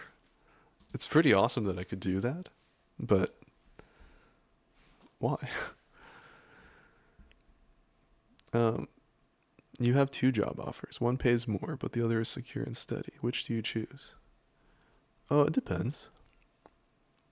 Probably the lucrative job, but I'd look into the secure job. Yeah. Sure. Yeah, that sounds like what I've done in life. I've had secure jobs and I've had lucrative jobs, and both are good, you know. Usually going for the lucrative stuff is more interesting, definitely. Interesting work tends to pay better.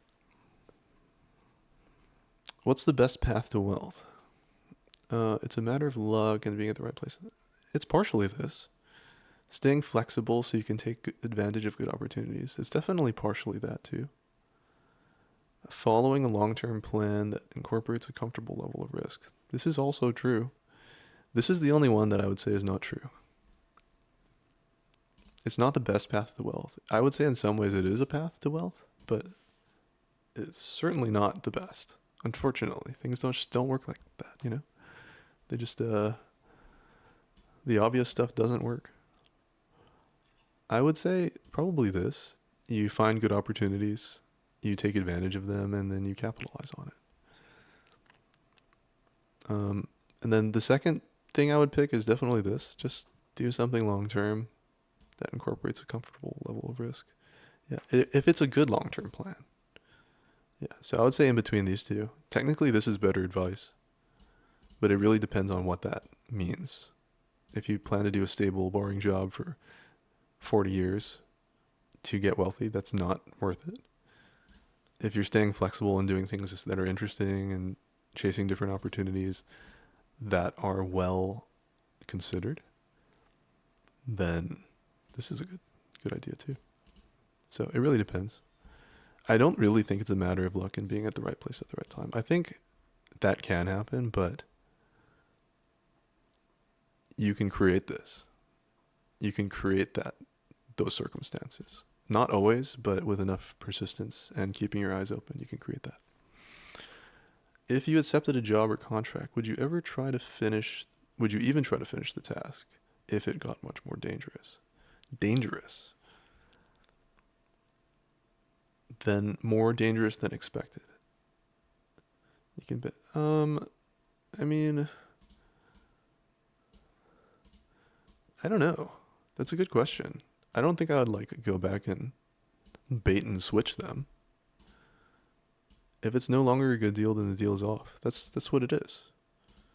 Yeah. If I was tricked into something, or if it wasn't clear about what I'm getting myself into, you know, there's lots of deals out there. There's lots of jobs. There's lots of contracts. You can always find a good deal for yourself. So yeah, I think that's good. I think I answered all the questions. I am true neutral. Nice. True neutral character does what seems to be a good idea. He doesn't feel strongly one way or the other when it comes to good versus evil or law versus chaos. Most true neutral characters... Are you guys able to see this? Oh, you're not. Let me switch it to that. Because it's like a little pop-up. Yeah. So, such a character thinks of good as better than evil after all. He would rather have good neighbors and rulers than evil ones. After all, he would rather have good neighbors. Yeah, so he's not personally committed to upholding good in a abstract or universal way. Some true neutral characters, on the other hand, commit themselves philosophically to neutrality.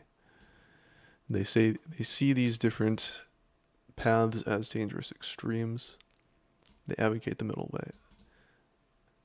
Yeah, true neutral can be a dangerous alignment when it represents apathy, indifference, and a lack of conviction. That makes sense.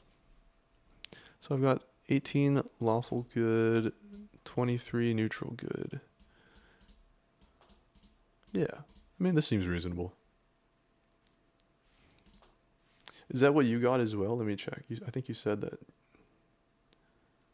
Neutral. Is that what you got? Was just neutral as well?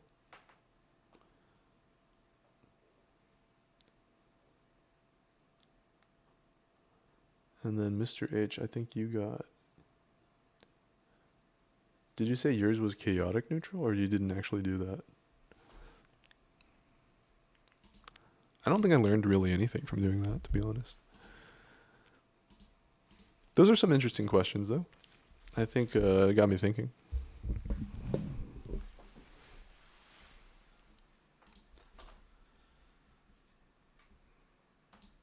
Let's see. I think we have a good amount of games in our cart. I've wanted to play this one. It just seems interesting. Can I turn the sound up for this? Oh, maybe there's no sound.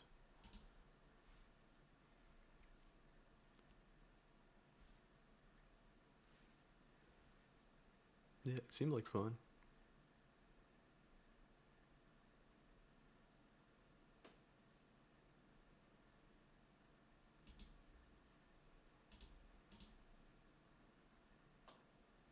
I always like the white hair vampire look too, so maybe that's something on the table.